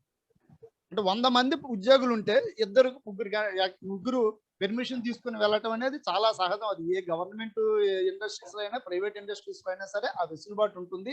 ప్లస్ మాకు మా చట్టంలో ఉందండి, మేము 4 గంటలకు మించి అక్కడ పని చేయలేరు సార్. ఎవరైనా వస్తే నేను పాస్ అరేంజ్ చేసి చూపిస్తాను. మీరు అక్కడ 10 నిమిషాలు నిలబడితే చాలు, మీరు మొత్తం స్వెట్టింగ్ వచ్చేస్తుంది. హై స్మెల్ కూడా మనం భరించలేం. మెటల్ చిప్స్ మీదకి వచ్చి పడుతూ ఉంటాయి. సో ఆ కండిషన్స్ లో అంతసేపు అక్కడ పనిచేయడం అనేది దుర్లభం. సో అది మనకి చట్టంలో ఉంది. అంతేగాని ఎవరు పని చేయకుండా జస్ట్ లైక్ దట్ వెళ్ళిపోవటం వల్ల అది దుర్మార్గమైనటువంటి ప్రచారం. మీకు ఆ ప్రచారం ఒక మా మీదే కాదు, BHPలో అలాంటి ప్రచారమే జరిగింది. నేను స్వయంగా వెళ్ళి చూశాను. బ్రహ్మాండంగా పనులు చేస్తారండి, పనులు చేయకపోవటం అనేది లేదు. షిప్ యార్డ్లో కూడా అటువంటి ప్రచారమే చేశారు. ఏ ఒక్క పబ్లిక్ రంగ సంస్థల్లో కానీ ప్రైవేటు రంగ సంస్థల్లో కానీ ఎక్కడైనా సరే కార్మికులు పని చేయకపోవటం వల్ల నష్టాలు వచ్చినటువంటి ఎక్కడ లేదండి, ఎక్కడ కూడా లేదు.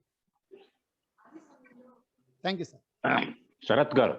సార్ నమస్తే సార్. నమస్తే. మంచిగా మాట్లాడారు. మంచి విషయాలు చెప్పినారు. చారిత్రకంగా దాన్ని ఒక అనాలిసిస్ లో తీసుకొచ్చారు. 2 అంశాలు. ఒకటే మిశ్రమ ఆర్థిక వ్యవస్థ నుంచి ప్రైవేటీకరణకు వెళ్ళడం. అవును సార్. మిక్స్డ్ ఎకానమీ అనేటువంటి కాన్సెప్ట్ నెహ్రూ గారు ప్రారంభించి ఉన్నారు. పూర్తిగా సామ్యవాద వ్యవస్థ కాదు, అది మిక్స్డ్ ఎకానమీ అనేటువంటి వ్యవస్థతో ప్రారంభించారు. ఆ మిక్స్డ్ ఎకానమీలో కూడా ఎక్కడైతే భారీ పెట్టుబడులు ప్రైవేటీ వ్యక్తులు పెట్టలేరు, ఆ భారీ పెట్టుబడులని భారతదేశ ప్రభుత్వం పెట్టాలనేటువంటి కాన్సెప్ట్ తోనే ఈ యొక్క మిశ్రమ ఆర్థిక వ్యవస్థ అనేటువంటిది ప్రారంభమైంది.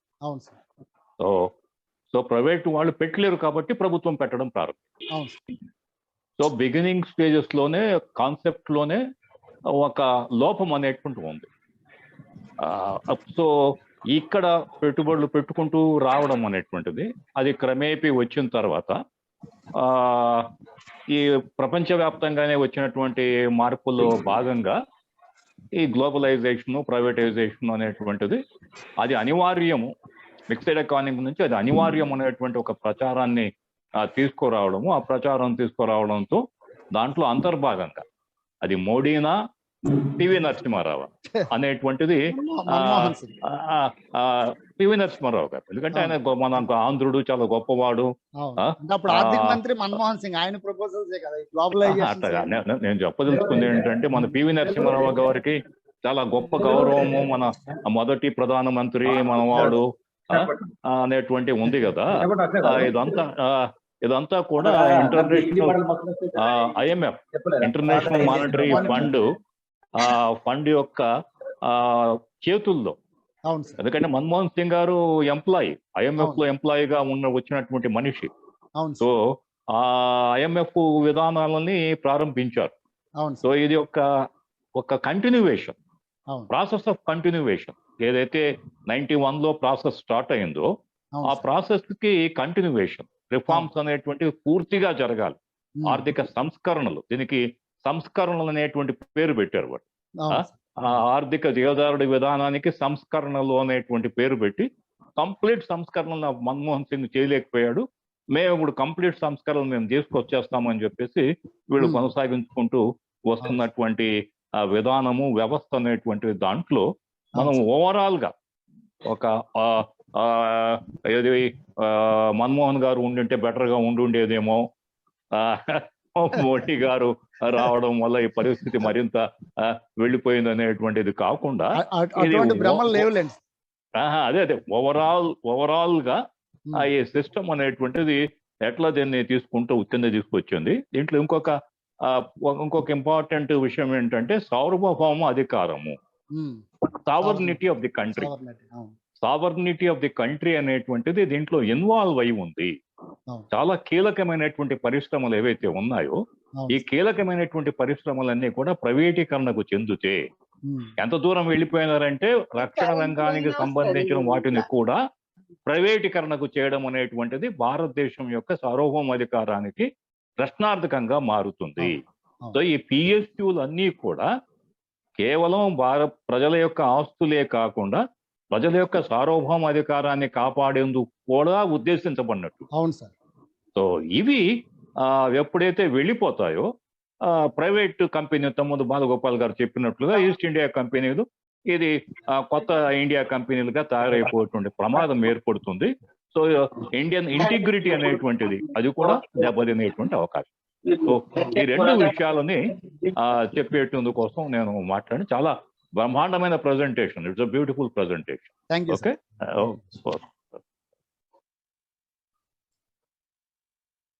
సార్ ఇంకా ఏమన్నా ప్రశ్నలు అడగాలనుకుంటే అడగండి. హలో, ఇంకేమన్నారా సార్? ఎవరు సార్? కొంచెం గట్టిగా మాట్లాడండి. హలో, చెప్పండి. వినపడుతుందండి? వినిపిస్తుంది సార్, చెప్పండి. నేను సురేష్ బాబు కేరళ నుంచి మాట్లాడుతున్నాను.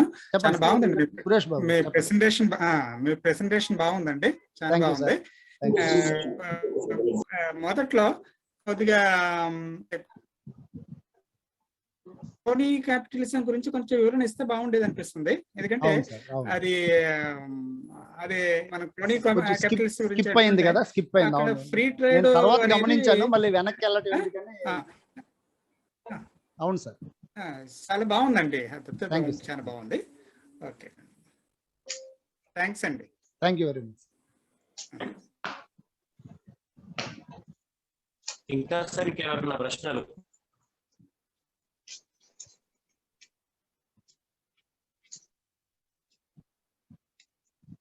Sir Tirupati sir.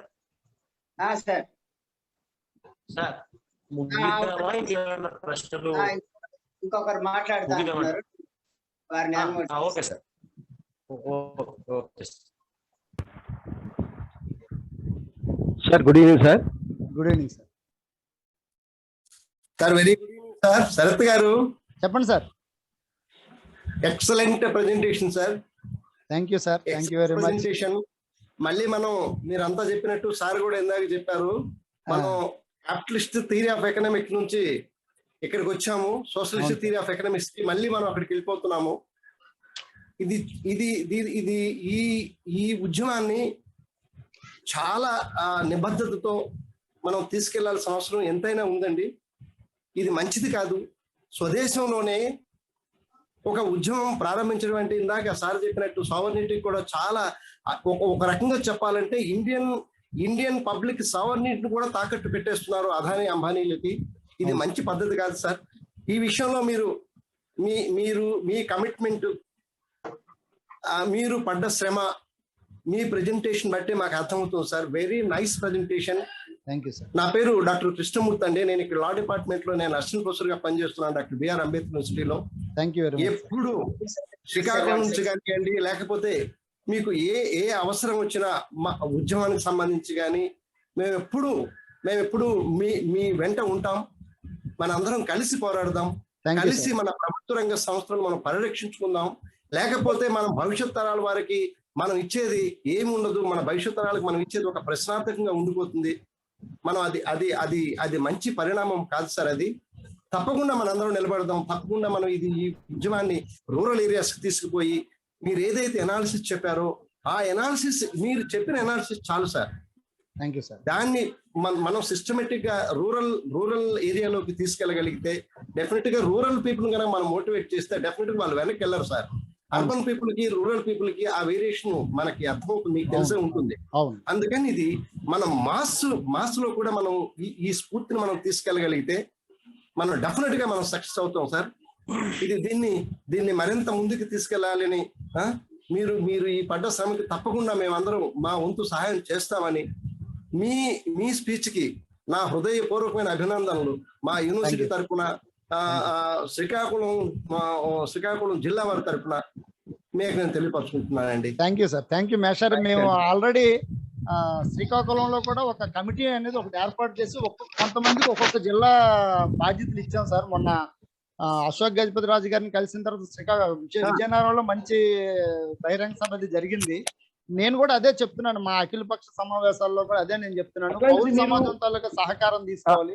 పబ్లిక్ రంగ సంస్థలు అనేవి ఆ సంస్థల్లో పనిచేస్తున్నటువంటి కార్మికుల తాలూకా సమస్యగా కాకుండా ఇది మొత్తం దేశం తాలూకా ఆర్థిక వ్యవస్థ మీద దెబ్బతీసే సమస్యగా చూడాలని మేము కూడా చెప్తున్నాము. ఆ క్రమంలో శ్రీకాకుళంలో కూడా త్వరలో మేము అందరూ వచ్చే ఒక ఆలోచన అయితే ఉంది సార్. నేను తప్పకుండా ఇప్పుడు ఒకటి సార్, మీకు తెలియదే ఉంది.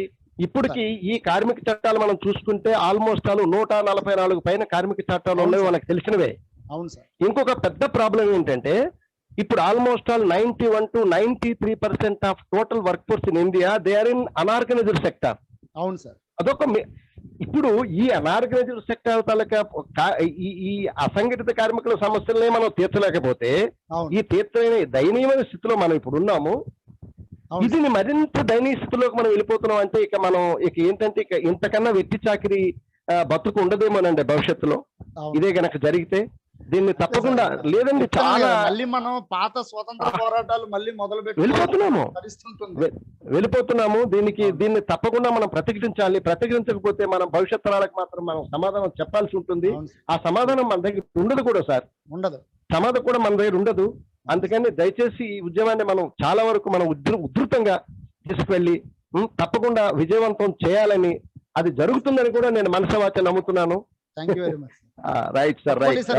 నేను మీకు కలుస్తాను సార్. తప్పకుండా సార్, తప్పకుండా. నేను మీ నెంబర్ కూడా నేను తీసుకుంటాను. Okay sir. నా నెంబర్ కూడా 9440153163.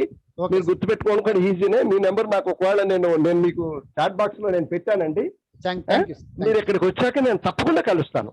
నేనే కాదు, నాతో పాటుగా ఉద్యమ స్ఫూర్తి ఉన్న ప్రతి ఒక్కరిని నేను టచ్ చేస్తాను. పెట్టుకుందాం అండి తప్పకుండా.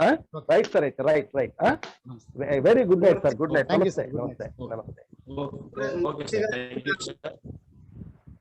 మూర్తి గారికి హెచ్ఆర్ఎఫ్ తరఫున కృతజ్ఞతలు sir.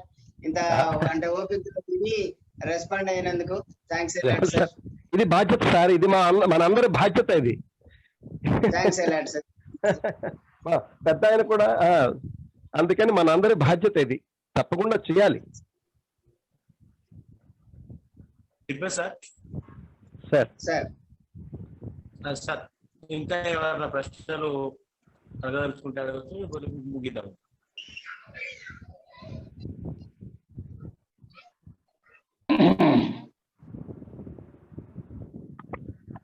Uncle Sarath uncle, very good evening uncle. Saida, ఎలా ఉన్నావమ్మా? బాగున్నారు అంకుల్, బాగున్నాను. మీరు ఎలా ఉన్నారు అంకుల్? ఫైన్. హెల్త్ ఎలా ఉంది అంకుల్? బాగుంది అంకుల్. ఏమైనా డౌట్స్ ఉంటే అడగండి. అంటే నేను యాక్చువల్లీ ఇప్పుడు యూపీఎస్సీ లో ఈపీఎఫ్ ఉంటుంది కదా సార్. అసలు మీరు చెప్తా ఉంటే నాకు ఈపీఎఫ్ అంటే ఎంప్లాయ్మెంట్ ప్రొవిడెంట్ ఫండ్ దానికి సంబంధించిన అంత ఇట్లా కనబడుతుంది. సో నాకు అనిపించేది సోషల్ సార్ అంకుల్ వినపడుతుంది అంకుల్? సో సోషలిస్ట్ ఎకనామిక్ సంబంధించిన అంటే నాకు అది సబ్జెక్ట్ పరంగా అంటే నాకు ఇంతగానే తెలియదు. ఆ రోజు నేను వైజాగ్ స్టీల్ ప్లాంట్ లో ఇంటర్న్షిప్ చేసేటప్పుడు మీరు నాకు సజెస్ట్ చేశారు. అంటే అప్పుడు ఈ ఆస్ట్రేలియా నుండి తీసుకొచ్చారు ఈ బొగ్గు కూడా సాయుధ, ఈ కంపెనీస్ అన్ని కూడా అమ్ముడుపోతున్నాయి అని ఆ రోజే మీరు నాకు చెప్పారు. బిఫోర్ అంటే ఒక 5-6 years బ్యాకే మీరు నాకు చెప్పారు. సో నాకు అప్పుడే అనిపించింది ఏదే మరి ఏమన్నా అయిద్దా మరి స్టీల్ ప్లాంట్ కి మీరు చేస్తున్నటువంటి కృషి. యాక్చువల్ గా దీన్ని ప్రైవేటైజేషన్ చేయాలనే ఆలోచన దాదాపుగా 2000 సంవత్సరం నుంచి కూడా ఉంది. కాంగ్రెస్ గవర్నమెంట్ కూడా ఏం తక్కువ తినలే. వాళ్ళ టైంలో కూడా దీన్ని 10% అమ్ముతాము, 30% అమ్ముతాము, డిస్ఇన్వెస్ట్మెంట్ చేస్తామనే ఇది ఉంది. తర్వాత ఏంటంటే ఇది ఇప్పుడు నిన్ను చూస్తే నాకు గుర్తొచ్చింది, మనం దాదాపుగా సంవత్సరానికి 2000 మంది ట్రైనీస్ వస్తున్నారు. ఇప్పుడు నువ్వు వచ్చావు, నీకులాగే చాలా మంది మన హెచ్ఆర్ఎఫ్ సభ్యులు వాళ్ళ పిల్లలు, సుబ్బన్ గారు వాళ్ళ పాప వచ్చారు. అలాగే చాలా మంది 2000 మందికి మనం ట్రైనింగ్ ఇస్తున్నాం. కార్పొరేట్ సోషల్ రెస్పాన్సిబిలిటీ, అది ఒక పబ్లిక్ రంగ సంస్థల్లోనే ఉంటుంది. అది సిఎస్ఆర్ అంటారు దాన్ని, కార్పొరేట్ సోషల్ రెస్పాన్సిబిలిటీ కింద మనం ₹1,00,00,000 KGH లో ఒక యూనిట్ రన్ చేస్తాం. ఇక్కడ ఒక ఐటీఐ రన్ చేస్తుంది, న్యూ ఐటీఐకి మొత్తం దానికి ఫండింగ్ అంతా మన స్టీల్ ప్లాంటే ఇస్తుంది. అలాగే ఒక స్టీల్ ప్లాంటే కాదు, పబ్లిక్ రంగ సంస్థలు అన్ని కూడా ఆ కార్పొరేట్ సోషల్ రెస్పాన్సిబిలిటీ కింద 2% ఆఫ్ ద ప్రాఫిట్స్ వాళ్ళు ఖర్చు పెట్టాలి, అది మ్యాండేటరీ కూడా.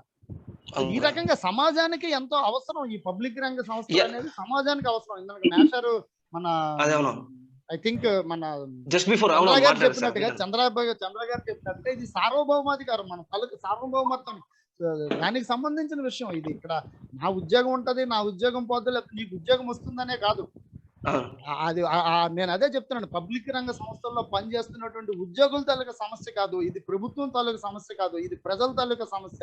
ఈ పోరాటాల్లో ప్రజలు భాగస్వాములు అవ్వాలి, పబ్లిక్ సెక్టర్స్ ని కాపాడుకోవాల్సినటువంటి బాధ్యత ప్రజల మీద ఉంది. ఇది ప్రజల ఆస్తి, ప్రజల సొత్తు. ఇది ఒక it's not an individual property, ఒక సంస్థ తాలూకా ప్రాపర్టీ కూడా కాదు.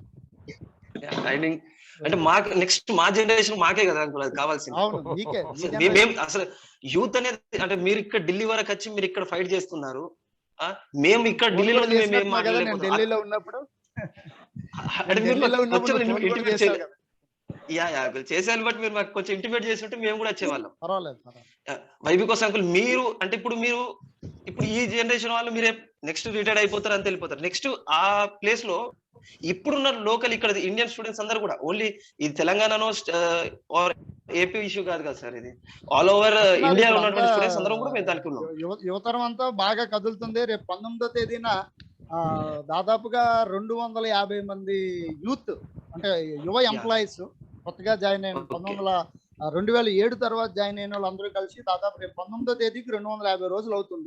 ఆ 250 రోజులు అవుతున్న సందర్భంగా 250 మంది కంప్లీట్ 24 hours నిరాహార దీక్ష, ఓవర్ నైట్ నిరాహార దీక్ష కూర్చుంటున్నారు. ఐ థింక్ ఇంత పెద్దగా ఇంత దీనిగా ఎస్టాబ్లిష్ అవ్వడం బహుశా దేశంలో ఇదే మొదటిసారేమో, అంతమంది యూత్ ఒకే చోట కూర్చొని నిరాహార దీక్ష చేయడం అనేది. ఇప్పుడు స్వాతంత్ర పోరాటం టైంలో చేశారు, స్వాతంత్రం వచ్చిన తర్వాత ఇదే మొదటిసారి అవుతుంది. తప్పకుండా మా ఇక్కడ మీరు కూడా ఒకవేళ ఢిల్లీకి మీరు వస్తే అంకుల్ మాకు ఒకసారి ఇంటిమేట్ చేయండి. ఇక్కడ ఉన్న యూత్, ఇక్కడ ఉన్న యూపీఎస్ ఆస్పెక్ట్ అంటే మాకు ఇప్పుడు ఈపీఎఫ్ ఉంటది కదా సార్ మాకు ఇప్పుడు యూపీఎస్సీలో, సో మాకు కూడా ఎంప్లాయ్మెంట్ ప్రొవిడెంట్ ఫండ్ కింద మాకు కూడా అర్థం అవుద్ది. సో మేము కూడా ఇక్కడ యూపీఎస్ ఆస్పిరెంట్స్ అందరం కూడా కదిలేస్తాం అంకుల్. మీరు ఎప్పుడైనా ఢిల్లీకి వస్తే ఈసారి ఇంటిమేట్ చేయండి, లాస్ట్ టైం కాకుండా. Okay uncle, great uncle, great class uncle. Thank you so much uncle. Thank you so much. Lakshminarayana గారు ఉన్నట్టున్నారు, ఇంజనీర్ గారు, రెస్పాండ్ అవుతారా? ఓకే లక్ష్మీనారాయణ గారు ప్రజా ఇంజనీర్, గోదావరి నదికి సంబంధించి ప్రత్యేకించి కృష్ణా నది మీద తెలంగాణకు జరుగుతున్నటువంటి అన్యాయాన్ని గత కనీసం 10 సంవత్సరాలుగా చాలా అథెంటిక్ డేటా తోటి ప్రజల ముందు ఉంచి ఆ రకమైన పెద్ద ఎక్స్పర్ట్ ఇంజనీర్స్ అని విర్రవిగేటువంటి వాళ్ళు చేయలేనటువంటి పనిని మన ఇంజనీర్, సాధారణ ఇంజనీరు తన ప్రజల మీద, సమాజం మీద ఉన్నటువంటి ప్రేమతో చాలా కష్టపడి అసాధారణమైనటువంటి లిటరేచర్ పుస్తకాల ద్వారా అందిస్తున్నారు. లక్ష్మీనారాయణ గారు మన సమావేశంలో ఉన్నారు, వారిని స్పందించాల్సిందిగా కోరుతున్నాం. ఛానల్లో పాల్గొంటున్న అందరికీ పేరు పేరున నమస్కారాలు తెలియజేస్తూ, ఈరోజు వైజాగ్ స్టీల్ ప్లాంట్ అంటే పబ్లిక్ సెక్టార్ యూనిట్స్ ను అంటే ప్రైవేట్ పరం చేయడం అనేది చాలా దుర్మార్గమైన చర్య. ఈ ప్రభుత్వం ప్రత్యేకంగా బీజేపీ పీరియడ్ లో దాదాపు ఒక ఏంటంటే మానిటైజేషన్ పైప్ లైన్ పేరు మీద ప్రైవేటైజేషన్ ఇలాంటి సంస్థలను, వైజాగ్ లాంటి స్టీల్ సంస్థలను అంటే ఇంత పెద్ద సంస్థలను ప్రైవేటైజ్ చేయడం అంటే ఇది అసలు చాలా దుర్మార్గమైన చర్య. ఈ ప్రభుత్వం యొక్క సిద్ధాంతాలు అంటే మనకు గ్రహించవలసింది నాగపూర్ నుంచి వస్తున్నాయి. ఈ రోజు ప్రతిదీ అంటే మనకు రాజ్యాంగం కల్పించిన ఆర్టికల్ 21 కానీ, తర్వాత అంటే మన ఉద్యోగ హక్కులు కానీ, ఆర్టికల్ 15(4) కానీ, ఆర్టికల్ 16(4) కింద పొందుపరిచిన రిజర్వేషన్స్ అనేవి మనకు డాక్టర్ బిఆర్ అంబేద్కర్ పొందు రాజ్యాంగంలో పొందుపరిచిన ఒక కొంత మేరకైనా రిజర్వేషన్స్ అనుభవించుకుంటా కొన్ని సామాజిక అంటే అట్టడుగున్న సామాజిక వర్గం అనుభవిస్తున్న క్రమంలో పబ్లిక్ సెక్టార్ యూనిట్లో కూడా ఒక విధమైన సౌకర్యాలు పొందుతున్నారు రిజర్వేషన్ ద్వారా. అంటే ఈ బీజేపీ ప్రభుత్వం యొక్క దుర్మార్గమైన చర్య ఏంటంటే మళ్ళీ వెనుకకు వెళ్ళిపోవాలి. అంటే కుల వృత్తు అంటే సాకలవాడు సాకల పనే చేయాలి, మంగళవాడు మంగళ పనే చేయాలి, కుమ్మరివాడు కుమ్మరి పనే చేయాలి. అంటే ఈ కుల వృత్తులు మళ్ళా యథావిధిగా కొనసాగించడానికి ఒక మళ్ళా బానిసత్వం తీసుకురావడానికి బీజేపీ ప్రభుత్వం యొక్క కుట్రగా మనం భావించవలసి వస్తుంది. ఎందుకంటే మొత్తము భారతదేశం యొక్క సంపదను ఆదాని అంబాదనులకు దారాదత్తం చేయడం జరిగింది ఈ 7 ఏళ్లలో. మనం గణాంకాలు చూసుకుంటే ఆదాని ఆస్తి ఎంత ఉండే 2014లో, ఈ రోజు 5 లక్షల కోట్ల మించిన ఆస్తి అయింది. అంబానీ 7 లక్షల కోట్లకు నియమించింది. అది ఇదంతా ప్రత్యేకంగా చూస్తే మొత్తం గుజరాత్ యొక్క వ్యాపారులకు దక్షిణ భారతదేశం కానీ ఉత్తర భారతదేశం కానీ దారాదత్తం చేయడం అనేది జరిగింది. సరే హిందుత్వ సిద్ధాంతం మీద వాళ్ళు పనిచేస్తున్నప్పుడు ఉంటే వాళ్ళ హిందుత్వం సమైక్యం చేసుకుని ఎవరొద్దాను. కానీ ఈ దేశాన్ని ఇట్లా విచ్చలవిడిగా అంటే అమ్మడం అనేది, దేశాన్ని అమ్మడం అనేది, పబ్లిక్ సెక్టర్ యూనిట్స్ అనేది అమ్మడం అనేది ఇది చాలా దురదృష్టకరమైన పరిస్థితి. ఎందుకంటే బీజేపీ వాళ్ళు వచ్చిందో ఎందుకో మరి వాళ్ళ సిద్ధాంతాలు ఏందో మొత్తం మళ్ళీ తిరోగమన చర్యకు తీసుకుపోతున్నారు. భారతదేశాన్ని మళ్ళీ 70 ఏళ్ళ వెనుకకు తీసుకుపోతున్నారు. అంతో భారతదేశం వచ్చిన తర్వాత మనకు ఫుడ్ గ్రెయిన్స్ లేకుండే, ఫుడ్ గ్రెయిన్స్ మనము ఆధారపడే వాళ్ళం. సో మొదటి పంచవర్ష ప్రణాళికలు కానీ రెండవ పంచవర్ష ప్రణాళికలు కానీ ఏదైనా మొదట్లో పాలకులు మన భారతదేశంలో ఈ మేజర్ ప్రాజెక్ట్స్ నిర్మాణం చేయడం వల్ల అంటే బాక్రానంగల్ కానీ, హిరాకుడ్ కానీ, నాగార్జున కానీ, శిర్షంగా ఇలాంటి అగ్రికల్చర్ ఒక రివల్యూషన్ మేజర్ ప్రాజెక్ట్స్ నిర్మాణం చేయడం వల్ల ఈ రోజు మన ఫుడ్ గ్రెయిన్స్ అంటే ఆ రోజున 30 కోట్ల జనాభా నుంచి ఈ రోజు 130 కోట్ల జనాభాకైనా మనం తట్టుకోగలిగి ఫుడ్ గ్రెయిన్స్ తట్టుకోవాలతో బాగా మన ఇతర దేశాలకు కూడా మనం అందించగలుగుతుంటాయి. ఈ స్థాయిలో మనకు భారతదేశం ఎంతో అంత అభివృద్ధి చెందిన స్థాయిలో వీళ్ళు ఒక సంపద క్రియేట్ అయిన తర్వాత కుప్ప మీద వచ్చేసి ఆ కుప్పను అమ్ముతామని చూస్తారు బీజేపీ. అంటే ఒక సామెత ఉంది, పాస్వర్డ్ కూడా పడితే బంగారు పనులు కాజేసినట్టున్నది. అంటే ఈ 70 ఏళ్ళలోడు అంటే 70 ఏళ్ళ నుంచి మనకు దేశాన్ని ఈ విధంగా మనం అభివృద్ధి చేసుకొచ్చి అనేక పబ్లిక్ దాదాపు 300-400 పబ్లిక్ సెక్టర్ యూనిట్లను మనం కొనసాగించుకుంటూ వస్తున్న క్రమంలో వీళ్ళు అమ్మడం అంటే ఏంటంటే వీళ్ళు ఎందుకు అమ్ముకుంటారు అనే దానిలో దాగి ఉన్నది ఏంటంటే వీళ్ళు విచ్చలవిడిగా దానిలో అంటే ఆ కమిషన్ల కొరకే అనేది ప్రతి వాళ్ళు తెలిసే ఉంటది. ఇప్పుడు ఒక వైజాగ్ స్టీల్ ప్లాంట్ చూస్తున్నా దాని యొక్క మూల యొక్క విలువకు అమ్ముతారు, కానీ వాస్తవంగా మార్కెట్ వాళ్ళు 2-3 లక్షల కోట్ల విలువ 4 లక్షల కోట్ల విలువ ఉంటుంది. వాళ్ళు అమ్మేది మూల విలువ మీద అమ్ముతారు. అంటే మూల విలువ మీద అమ్మడంలో అక్కడ ఒక దాగి ఉన్నది ఒకటి. అంటే ఈ రాజకీయ నాయకులకు వాళ్ళు సంపాదించే క్రమంలో అనేక వేల కోట్ల రూపంలో వాళ్ళకు దాగి ఉన్నదని తెలుసుకోవాలి. ఇప్పుడు ఆల్రెడీ ఎయిర్ ఇండియా పోయింది చేసేసారు, బిఎస్ఎన్ఎల్ కథం పట్టిండ్రు, తర్వాత రైల్వేస్ కూడా ప్రైవేటైజేషన్ చేస్తారు.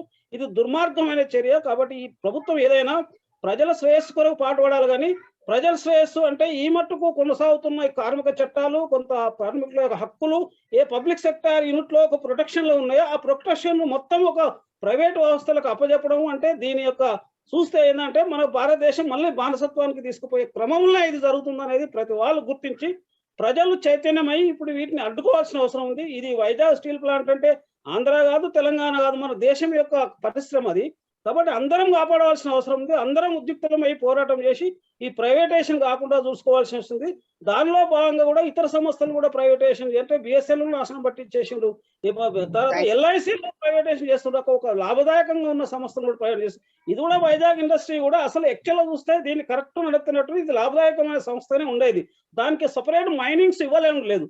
మైనింగ్స్ ఇవ్వకుండా ఇతర సంస్థల నుంచి కొనుగోలు చేసుకుంటా దాన్ని ఒక కుక్కను చంపాలంటే దాన్ని వెర్రి కుక్కను తయారు చేసినట్టు ఒక పరిశ్రమ దాన్ని ఇలా చేయాలంటే దాన్ని నాశనం పట్టించి ఒక ప్రజల దృష్టిలో మలచించడానికి ఏది. కానీ వాస్తవాన్ని చూస్తే వైజాగ్ స్టీల్ ప్లాంట్ ఇప్పటి కూడా రివైవ్ చేసుకోవచ్చు. అది చాలా లాభదాయకం. దానికి ఓన్ మైనింగ్స్ ఇచ్చినట్టుంటే ఖచ్చితంగా డెవలప్ అవుతుంది. దాని కింద వేల ఉద్యోగస్తులు కూడా ఒక ప్రజలకు ఒక ప్రొటెక్షన్ దొరుకుతుంది. పబ్లిక్ సెక్టర్ యూనిట్ లో ఒక సెమీ ప్రొటెక్షన్ వస్తుంది. అంటే ప్రభుత్వ ఉద్యోగాలలో ఫుల్ ప్రొటెక్షన్ ఉంటే పబ్లిక్ సెక్టర్ యూనిట్ లో ఒక సెమీ ప్రొటెక్షన్స్ హక్కులు ఉంటాయి. ఆ హక్కులను కూడా కాలు రాయడం అనేది చాలా దుర్మార్గమైన చర్య ఈ ప్రభుత్వం బీజేపీ గవర్నమెంట్.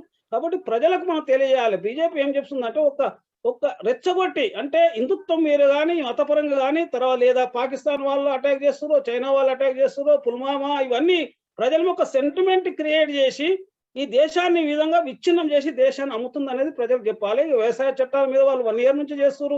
మొన్ననే దాదాపు ఎంత దుర్మార్గమైన చర్య 8 మంది యొక్క రైతులను అన్యాయంగా చంపేశారు. ఇవన్నీ కారణాలు ఉండే కానీ ప్రజలు తెలుసుకోవాల్సిన అవసరం ఉంది. ఎందుకో ఏమో స్తబ్దత ఉంది ఈ బీజేపీ రూల్లో 7 సంవత్సరాలు. ప్రజా ఉద్యమాలు ఎందుకో సరైన స్థాయిలో రావడం లేదు. రావాల్సిన అవసరం ఉంది. ప్రజలు తెలుసుకోవాల్సిన అవసరం. దేశం ఎక్కడ పోతుంది, ఏ విధంగా అమ్ముతుంది, ఏ విధంగా అమ్ముతారు? మరి అంబానీ ఆస్తులు, ఆదాని ఆస్తులు వీళ్ళు ఏమిటి? డిమానిటేషన్ ఏంది? డిమానిటేషన్ ఒక పెద్ద కుంభకోణం అది దేశంలో. వాళ్ళ చేతులకు మట్టి అంటకుండా దాన్ని రద్దు చేసిర్రు. ఎవడైనా బుద్ధి ఉండదో 15 లక్షల కోట్లు ప్రింటింగ్ రికార్డు ఉంటే మళ్ళీ 15 లక్షల కోట్లు బ్యాంక్ ఎట్లా వస్తాయి? అది చాలా విచిత్రమైన. ఇది ప్రజలు తెలుసుకోవాలి. ఇంకొక విషయం నేను చెప్పాలండి, లక్ష్మీనారాయణ ఇంకొక విషయం. ఇక్కడ ప్రధానంగా విశాఖపట్నం స్టీల్ ప్లాంట్ దగ్గరికి వచ్చేసరికి ఎక్కువగా అన్యాయం అయిపోతున్నది నిర్వాసితులండి. ఎవరైతే విశాఖపట్నం స్టీల్ ప్లాంట్ కోసం భూములు ఇచ్చారో 16,500 మంది సుమారు, ఈ 16,500 మందిలో ఈ రోజుకి కూడా 35 సంవత్సరాలు అయిపోతున్నా సరే ఈ రోజు కూడా 8,000 మందికి సుమారుగా ఇంకా ఉపాధి దొరకలేదు సార్. వాళ్ళందరూ కూడా ఎక్కువ నష్టపోతున్నది, ప్రధానంగా నష్టపోతున్నది వాళ్ళే, ఎవరైతే భూములు ఇచ్చారో వాళ్ళు. రెండోది ఏంటంటే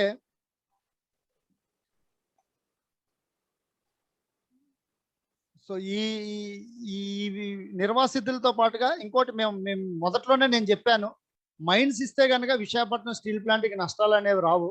ఖచ్చితంగా లాభాల్లోకి ఈజీగా సులువుగా చాలా సునాయాసంగా లాభాలు సంపాదించడం అనేది జరుగుతుంది. మూడోది ఏంటంటే ఇక్కడ విశాఖపట్నం స్టీల్ ప్లాంట్ మానవ హక్కుల వేదికగా మేము మొదటి నుంచి కూడా చెప్తున్నాం, ఆ స్లోగన్ కూడా మాదే. విశాఖ ఉక్కు ఆంధ్రుల హక్కే కాదు, ఇది భారతీయుల హక్కు. ఎందుకంటే ఇక్కడ అండమాన్ దగ్గర నుంచి ఉత్తరప్రదేశ్, బీహారు, బెంగాల్, ఒరిస్సా అన్ని రాష్ట్రాల వాళ్ళు కూడా ఇక్కడ పనిచేస్తున్నారు. సో విశాఖ ఉక్కు పోరాటం టైంలో, సాధించే టైంలో విశాఖ ఉక్కు ఆంధ్రుల హక్కేమో కానీ సాధించిన తర్వాత విశాఖ ఉక్కు భారతీయుల హక్కు. ఇక్కడ మొత్తం భారతదేశం ప్రజల తాలూకా ఆస్తి, ఇది ప్రజల తాలూకా సంపద. ఇంకొక విషయం ఏంటంటే సార్, ఏదైతే మనకి ఈ డివిడెంట్ల రూపంలో అంటే కాంగ్రెస్ ప్రభుత్వం టైంలోనే 2000 సంవత్సరం నుంచే దీన్ని అమ్మే ప్రయత్నాలు చేస్తున్నారు. కార్మికులు చాలా సంఘటితంగా, కార్మికులు కానివ్వండి, ఉద్యోగులు కానివ్వండి, చాలా సంఘటితంగా దీన్ని చెప్తూ వస్తున్నారు. దీన్ని ఎట్టి పరిస్థితుల్లోనూ ఇప్పుడు కార్మిక సంఘాలు కానివ్వండి, కార్మికులు కానివ్వండి, విశాఖ ప్రజలు కానివ్వండి, దీన్ని ఎట్లాగైనా సరే కాపాడుకుంటాం, ఆపుకుంటాం అన్నటువంటి కృత నిశ్చయంతోనే ఉన్నారు. 250 రోజులు ఇప్పుడున్న పరిస్థితుల్లో ఒక పోరాటాన్ని నడిపించడం అనేది అంత సునాయాసమైనటువంటి విషయం కాదు. సో ఈ పోరాటం ఇంకా ఎన్నాళ్ళైనా సరే కొనసాగడానికి ఇక్కడ కార్మికులు కానివ్వండి, ప్రజలు కానివ్వండి సిద్ధంగా ఉన్నారు.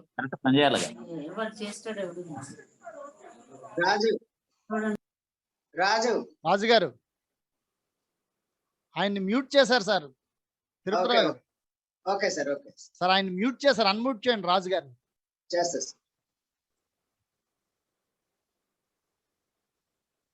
సార్ వినిపిస్తుందా? వినపడుతుంది రాజు, క్లోజ్ చేయండి. ఇంకేమైనా ప్రశ్నలు వేయదలుచుకుంటే అడగచ్చు. హలో ఓకే సార్, ఎవరు సార్? సార్ గట్టిగా మాట్లాడండి. హలో చెప్పండి సార్, నాకు వినిపిస్తుంది, చెప్పండి. ఎవరు? వినపడుతుంది సార్, వినపడుతుంది. అన్మ్యూట్ చేస్తారు. వినపడుతుంది సార్, మాట్లాడండి. హలో సార్ వినపడుతుంది సార్, మాట్లాడండి. ఇప్పుడు ఈ ప్రభుత్వాలు, ఇప్పుడు ఈ రాష్ట్ర ప్రభుత్వాలు అయినా కేంద్ర ప్రభుత్వం అయినా ఒకటే వైఖరిలో కొనసాగుతున్నాయి. ఇప్పుడు ఆంధ్ర చూసుకున్నాయి, జగన్ పాలన చూస్తే కూడా దాదాపు విచ్చలవిడిగా అప్పు తీసుకొచ్చి ఏ పరిస్థితి చేస్తుందో, ఇక్కడ కేసీఆర్ కూడా అంతే. తెలంగాణ వచ్చిన తర్వాత ఒక 69,000 కోట్లు ఉంటే 4 లక్షల కోట్లు అప్పు చేసి ఇప్పుడు మల్లన్న సార్లు అనవసరమైన దాన్ని ఒక దాదాపు 10,000 మంది నిర్వాసితులు చేయడం జరిగింది. ఇక్కడ మనం పోల్చుకుంటే ఏంటంటే ఈ అప్పులు తీసుకురావడంలో 2014 నాడు 54 లక్షల కోట్ల అప్పు దేశానికి ఉంటే ఇవాళ 110 లక్షల కోట్ల అప్పులు ఎందుకు వచ్చినాయి? మరి చేసిన అప్పులు 56,000 లక్షల కోట్ల అప్పులు తీసుకొచ్చి దేశానికి ఏం ఉద్ధరించారు వీళ్ళు? అసలు ఇవి స్టాటిస్టిక్స్ చెప్తున్నాయి. ఇక్కడ కూడా మన రాష్ట్రాలు కూడా అట్లే ఉన్నాయి. రాష్ట్రాలు వీళ్ళు వచ్చిన జగన్ కూడా ఆ విధంగానే 5 లక్షల 6 లక్షల కోట్ల అప్పు తీసుకొచ్చిండు. ఇక్కడ తెలంగాణలో కూడా కేసీఆర్ కూడా వచ్చిన తెలంగాణ వచ్చినాడు 69,000 కోట్లు ఉంటాయి, ఇక్కడ 4 లక్షల 9 కోట్లు వచ్చింది. అయితే దేశం పరిస్థితి కూడా ఏంటంటే మోడీ కూడా వచ్చినాడు అప్పుడు దేశం అప్పుడు 54 లక్షల కోట్లు అయితే ఇవాళ 110 లక్షల కోట్ల అప్పులు. అంటే కొత్తగా దాదాపు 56 లక్షల కోట్ల అప్పు తీసుకొచ్చింది 7 ఏళ్లనే. వాళ్ళు ఒకవేళ 10 ఏళ్లలో 54 కోట్ల అప్పు చేస్తే ఆయాన్ని అభివృద్ధి చేసిండు. మరి నువ్వు కొత్త అప్పులు తీసుకొచ్చి మళ్ళీ 56 లక్షలు కొత్త 7 ఏళ్లలో తీసుకొచ్చేసి వాళ్ళు 70 ఏళ్ళ 54 లక్షలు తెస్తే వీళ్ళు 7 ఏళ్ళ 50 లక్షల కొత్త అప్పు తీసుకొచ్చి నువ్వేం ఉద్ధరించినావు మోడీ? కాబట్టి ఇదంతా ఈ రాష్ట్ర ప్రభుత్వాలు కొత్త ప్రభుత్వాలు కూడా ఈ వైఖరిలో ఉండి ఇలాంటి పబ్లిక్ సంస్థలను ఒక ఏంటంటే ఏకదాటిగా అమ్మడం చేస్తాం. భారతదేశం మొత్తం యొక్క ప్రైవేటైజేషన్ చేయాలనే దుర్మార్గమైన చర్యను ప్రజలు మనం సమైక్యంగా మొదలు విశాఖ ఉక్కును మనం కాపాడుకోవాల్సిన అవసరం ఉంది. అందరం కూడా ఉద్యుక్తులమై పోరాడి నిలుచుకోవాల్సిన అవసరం ఉందని ఈ సందర్భంగా తెలియజేస్తూ ఈ దుర్మార్గమైన పాలనను ప్రజల దగ్గర తీసుకుపోవాలి, ప్రజల దగ్గర చెప్పాలి. ఏ విధంగా ఈ సిలిండర్ 400 ఉన్న దాన్ని ఈరోజు 900కు అమ్ముతారు. తర్వాత ఈ పెట్రోల్ కూడా ఏ విధంగా వాళ్ళు కేంద్ర రాష్ట్ర ప్రభుత్వాలు ఏ విధంగా ఎక్సైజ్ డ్యూటీలు రాష్ట్ర పన్నులు కేంద్ర పన్నులు దాని యొక్క మినిమం బేసిక్ మీద దాదాపు 2 అంతలు చేయడం అనేది జరిగింది అనేది ఇదంతా ప్రజలకు చెప్పవలసిన అవసరం ఉంది. ఈ దుర్మార్గ పాలన ప్రజలకు తీసుకొచ్చేసి మనం విశాఖ స్టీల్ మొదలు ఆపుకోవాల్సిన అవసరం ఉంది. ఉద్యమాలు చేసి దానికి కూడా మా వంతు మేము సహకారం చేస్తామనేది ఈ సందర్భంగా తెలియజేస్తూ అవకాశం ఇచ్చిన అందరికీ నమస్కారం. Thank you sir. Thanks thank you sir. అందుకే మన ఆహార అంటే ఆహార సూచిలో కూడా 55 నుంచి 94కి దిగజారిపోయాం సార్. ధరలన్నీ ఇట్లా పెరగటం వల్లే మన ఇది కూడా గ్రాఫ్ కూడా డౌన్ ఫాల్ లోకి వెళ్ళిపోతుంది. చాలా పేద దేశాల సరసన మనం చేరబోతున్నాం. Thank you sir. Thank you very much sir. మానవ హక్కుల వేదిక వెబినార్ 13లో భాగంగా పిఎస్యుల ప్రైవేటీకరణ అనే అంశం మీద శరత్ సార్ చాలా చక్కని విషయాలు, మనకు తెలియని విషయాన్ని తెలియజేయడం జరిగింది. వాస్తవంగా స్వాతంత్రం కంటే ముందు మన పరిస్థితి ఎలా ఉండేదో రాబోయే రోజుల్లో అంతకంటే దారుణంగా ఉండే పరిస్థితి వచ్చే అవకాశం ఉందని చెప్పి తెలియజేయడం జరిగింది. కాబట్టి ఇప్పటికైనా కూడా పిఎస్యుల ప్రైవేటీకరణని మనము పోరాటాల ద్వారా సాధించుకునే దిశగా శరత్ గారు చేస్తున్న కృషిని మనం ధన్యవాదాలు తెలియజేస్తూనే ఆ కృషికి మద్దతు తెలుపుతూనే మనం కూడా ఆ దిశగా ముందుకెళ్లాలని కోరుతూ ఈరోజు ఈ వెబినార్ ని విజయవంతం చేసిన ప్రతి ఒక్కరికి కూడా ఇప్పటివరకు వెబినార్ లో పాల్గొన్న ప్రతి ఒక్కరు కూడా ధన్యవాదాలు తెలియజేస్తూ ఇంతటితో ఈ వెబినార్ ముగిసిందని చెప్పి తెలియజేస్తున్నాను. థ్యాంక్ యూ అండి. Thank you sir. Thank you అండి. నేను కూడా నాకు ఈ అవకాశం ఇచ్చిన మీ అందరికి ప్రేక్షకులందరికీ కూడా ధన్యవాదాలు తెలియజేస్తున్నాను. Good night. Okay sir. Good night. Thank you sir. Thank you. Good night all. Good night sir. Good night. Thank you very much. Thank you sir. Thanks sir. Exit అవుతున్నాను సార్. సార్ క్లోజ్ చేస్తాను.